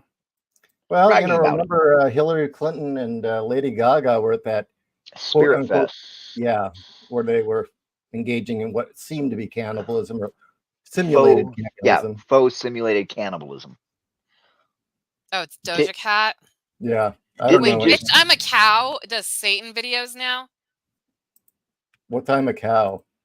No, when she was still just a YouTube rapper, she did a song called Bitch, I'm a Cow. Look it up. It's fucking hysterical. It was really weird. I wanted to know how she went from a YouTube rapper to all of a sudden becoming super fucking famous. Well, I'm not joking. Look up Bitch, I'm a Cow. My cousin's black and he's big time into, everything. We like the idea. But yeah. Oh, and he said that he noticed something because he pays a lot of attention to YouTube rap and stuff because he's always been an authentic hipster asshole. My cousin, the black guy, hipster asshole. And he says that as soon as these people make it big and get signed by the record companies, they've gone full Satan. It doesn't fail. And I was like, you're full of shit. And he started showing me all these fucking images of in the last 5 years, these people make it big and they go from good, wholesome family entertainment to I'm getting railed in the ass by Satan's barbed cock. And it's, the early stuff is funny. The early stuff is great. And then all of a sudden, it's rapping about Hail Satan. And it's like, what the fuck? Yeah, here, you see that, Janelle? I don't want to look. I can't. Can we not look at that anymore, please? I'm sorry. Okay, so you know what I'm referencing. Yeah, I'm not trying to bitch out, but I'm bitching out on that. I'm having a cigarette. I'm doing the real man thing and bitching out by having a cigarette. I'm just tired of the satanic imagery. I mean, you Oh, know, I thought it was gross they were selling shirts and onesies that, Satan doesn't judge. Yeah. yeah. Yeah. Like, It was what Satan with the sex fuck? pronouns. Yeah. They were selling that at Target. And it was specifically Baphomet on them. Yeah. And that's the other thing. This isn't Satan they're pawning off on us. This It's isn't the devil. Baphomet. It's Baphomet. And you know what? In 1980, the only place you really heard about Baphomet is he was one of the gods of evil in AD&D. Yeah. And you were, Yeah. and you know what you're supposed to do if you met him? You're supposed to put a sword. You're supposed to put a holy sword in his fucking face. Mm-hmm. But now he's on your money. What did he get? A PR firm? I think he's always been there. I think Seriously. I think these people think that nobody can or will do anything, and so they're just right out in the open now.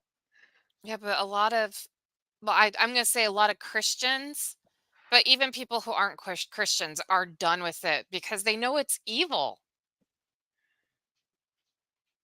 Like that line from Rock and Roll. What is it, Zip? I don't know, but it's evil. But I mean, initially all of this was rebelling against our grandparents and our parents that, especially Gen X had this happen. Yeah. Your parents are up there talking about you have to go to church on Sunday, but you woke up at, 11 o'clock at night on Sunday and went downstairs to get something to drink, and half of the fucking church socials in the front room having a fucking drunken orgy, and then Monday morning, it's like, if you kiss on that girl, you're grounded for a week. That's what, we put up with. So we rebelled, and there was heavy metal, which, the Satanism was always tongue in cheek. It was, everybody knew it was just to freak people out. Yeah. And the backmasking, I still remember what I can't remember who said it in court. I think it was one of the guys from like Rat or something. It was like, if we could really put subliminal messages backwards on the radio center, on the vocal track, Senator, we wouldn't put Hail Satan, we would put send me $5. And all these flash in the pans, Satan apparently gave really bad deals because, Mr. Satanic album comes out, he has one flash in the pan, and then 5 years later you hear he died of an overdose in a fucking trailer park. Well, also keep in mind how much of it was an act. I mean, shit. Ozzy isn't satanic. Alice Cooper's a Christian. Dee Snider a Christian. Who else was there? Oh, most of them. The guy that was the lead singer of Wasp became a born again Christian. No. Didn't he? Well, Alice Cooper was always a Christian. Yeah. ICP was always Christian. Insane Clown Posse was always Christian. That was the whole joke. The Great Malenko was the Old Testament God. That's why they kill pedophiles and kill fucking druggies and kill abusers and kill wife beaters. It's, listen to a House of Horrors or Tilt-A-Whirl. It's all about punishing the sinner. The Great Malenko was the Old Testament God. That's the whole joke of it. And their fans knew. But then Satan apparently got what he wanted and left. And, my dad once said when he was drunk, my mom was yelling at me about playing D&D. He goes, listen, if Satan could reach kids if Satan was actually reaching out for teenage boys, he wouldn't have them do complex crap with D&D books. He'd send a big titty succubus to offer him a hand job for his soul. Yeah. But then look at what's happening in the music and TV industry. Apparently Baphomet is offering them fame and fortune for a hand job and their soul. And I know somebody, I'm not going to say who, but I know somebody who is a Christian, and they said that the whole Spirit Fest thing they did at Bohemian Grove, that they leaked the pictures of Lady Gaga and Hillary Clinton and everybody else doing the faux cannibalism and all that shit. Yeah.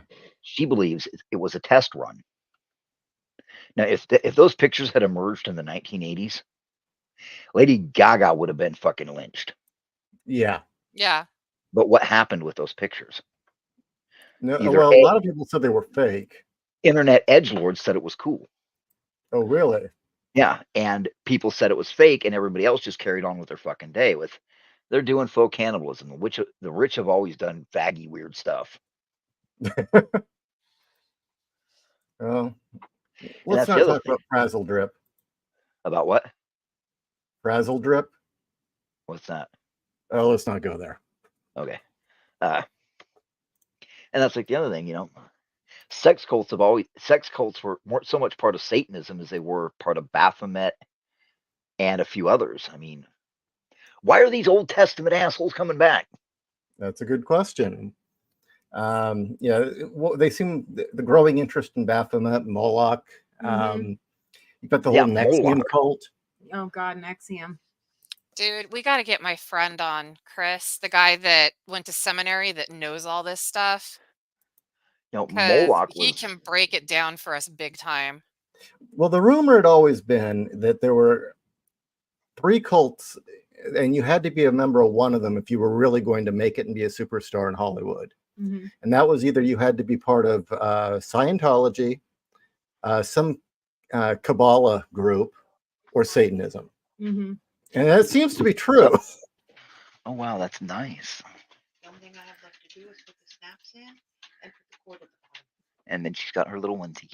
It's not a onesie. Well, okay. It's a sleep sack. Okay, she's got her little sleep sack with her little mittens. Sorry, my wife made a baby sleep sack with on her sewing machine, and it's absolutely cute. Anyway, but yeah, I mean, well, then Nexium comes out where they were branding people. Yeah.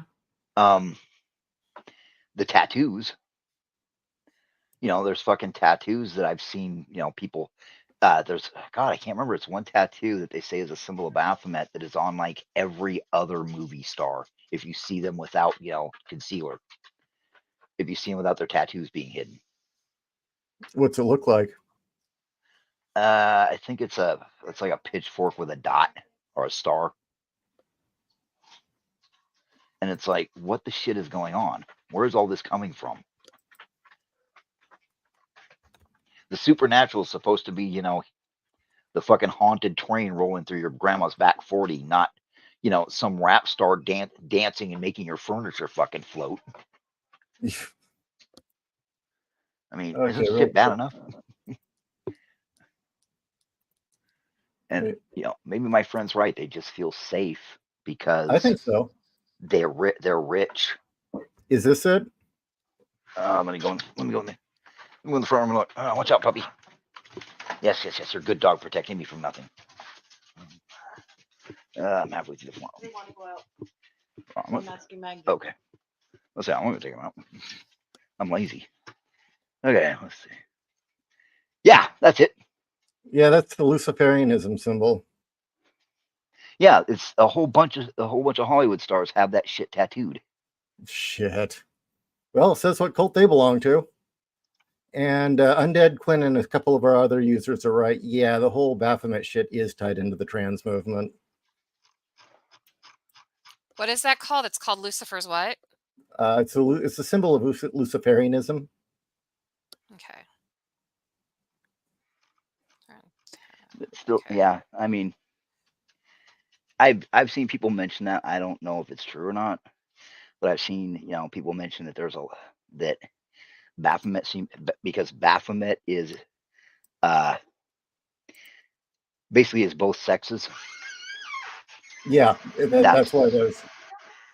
That's where it's coming from, and it's like, are we really there? Well, they're trying to. They're definitely trying to make it there. I mean, and I have no idea where all this shit came from.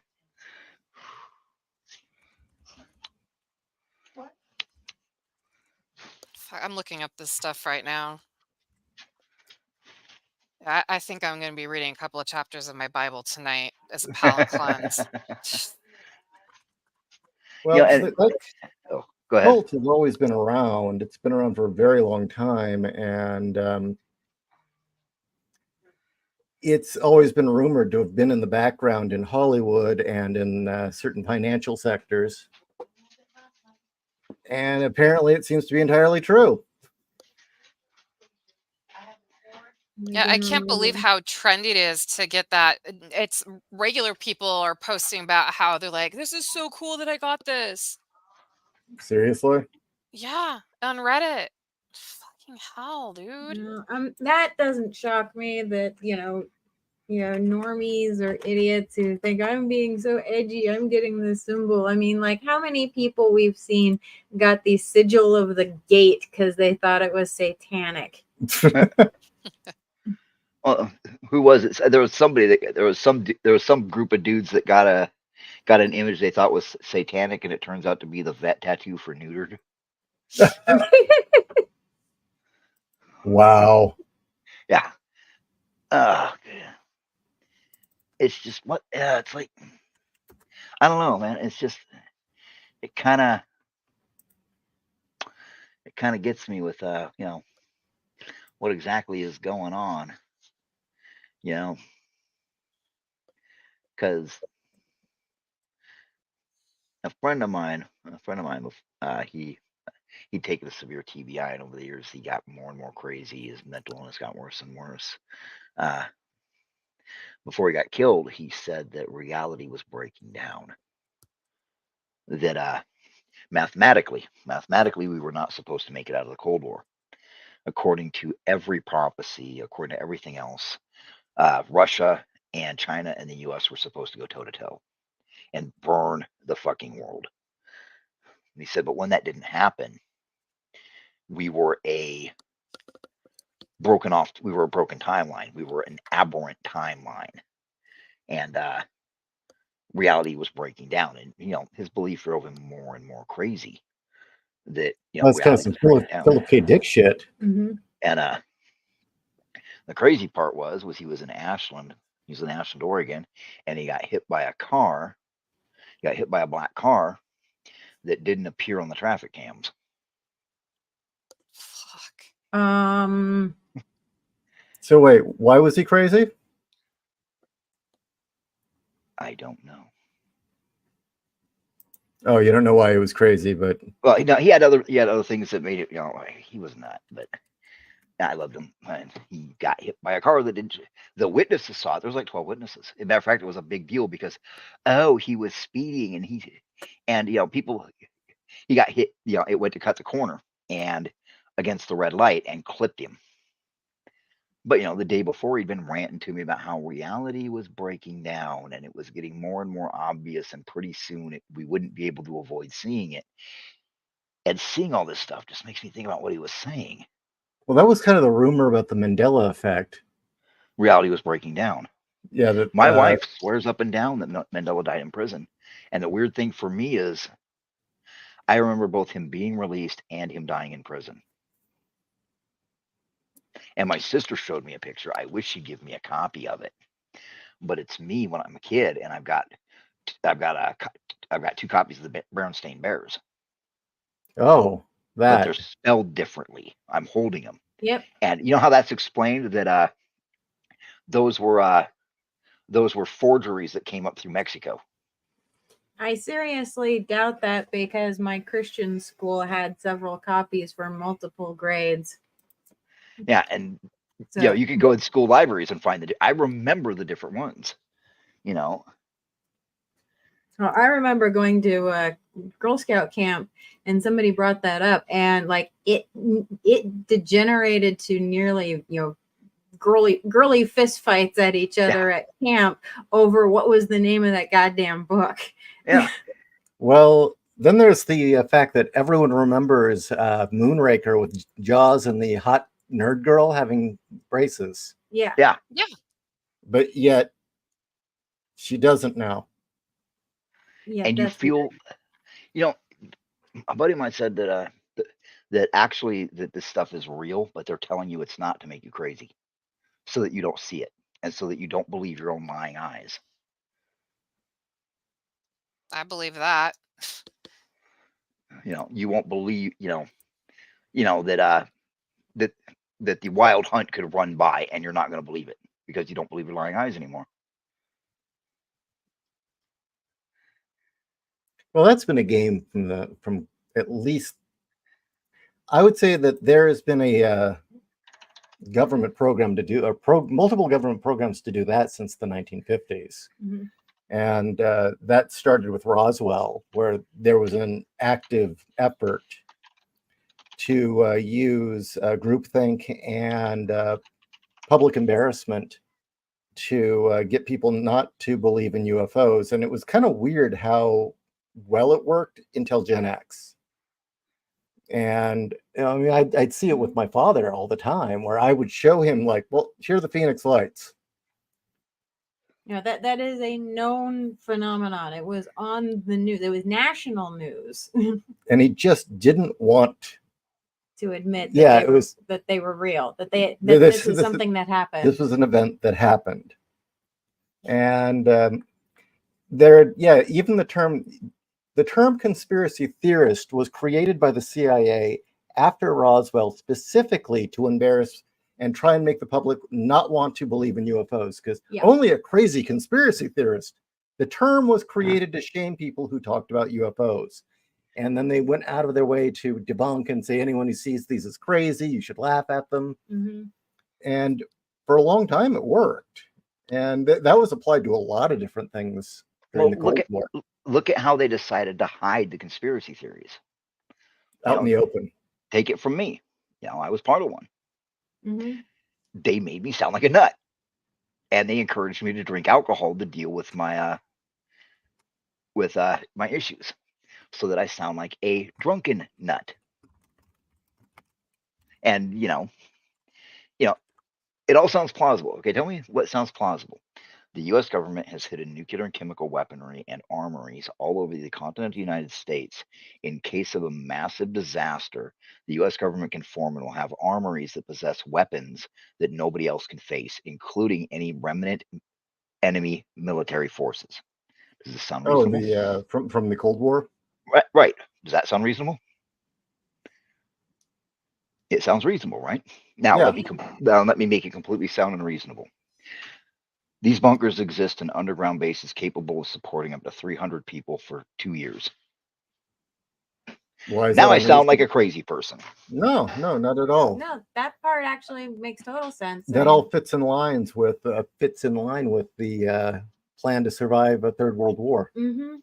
It still makes you sound crazy, though. Well, no, what I find hilarious is that the big underground bunker that's what was it, like 10 miles outside of DC. The only reason why they decommissioned it and made it open to the public was because fucking Congress was fighting over whose bunk would be next to whose, and wait, you're telling me I can't bring my dog with? That's screwed. Yes. No, can't bring your dog. Can I bring my wife? No. Can I bring my favorite whore? No, you can't bring your favorite whore. My favorite thing was when they were redoing, they were trying to rebuild those things in the 1990s under Clinton, and the U.S. government got so sick of the way these senators and congressmen were acting. But one of the things that happened was the senators. This is, I saw that, I've seen this in movies and stuff. It makes me laugh every time. There was a recreation area for the soldiers that are supposed to guard them. And the senators managed to pull strings to get it converted into an indoor mini golf course. And the army was like, you can't do this. And the Congress and everybody else was like, well, yes, we can, because we're the one doing the funding. We've inserted ourselves into the design phase. And then the military looks and finds out that their soldiers went from individual apartments with their own bathroom and their own kitchen, a little suite. Not very big, probably about, if you took the whole thing, it was probably about 30 feet by 50 feet. So it's not very big, but it's the size of a barracks room. So, military can handle it. To moving all the military into big 34 and 64 man bays, 32 and 64. Bunk beds with nothing in between them, but wall lockers. And they're like, you can't do this to these guys. And the question is, well, why not? They're soldiers. They can just deal with it. And the Department of Defense could not get it through these people's heads that you are putting the men with the guns in terrible conditions that are illegal to do to prisoners. Yes, but they're soldiers and they'll do what we say. They really didn't able to understand. Nothing's changed. Eventually, they just stopped. Eventually, it was like, we're just going to shut this program down. I think it was Raven Rock wasn't completely finished at the time because they were rebuilding Raven Rock and a couple other places. But yeah, I mean, Hey guys, We should call it a starting. night. I'm starting to doze. I'm so sorry. I'm I'm not trying to be a jerk. No. We've been chatting for over 2 hours. Okay, All right. well, that Well, it's explains been a it. fun stream. Yeah. Happy Halloween, everyone. Yes. happy Halloween. And remember, if the dog tells you to kill your wife, go get a gun and just shoot its ass and then buy a cat. And then buy a cat. Exactly. All right. Bye. Night.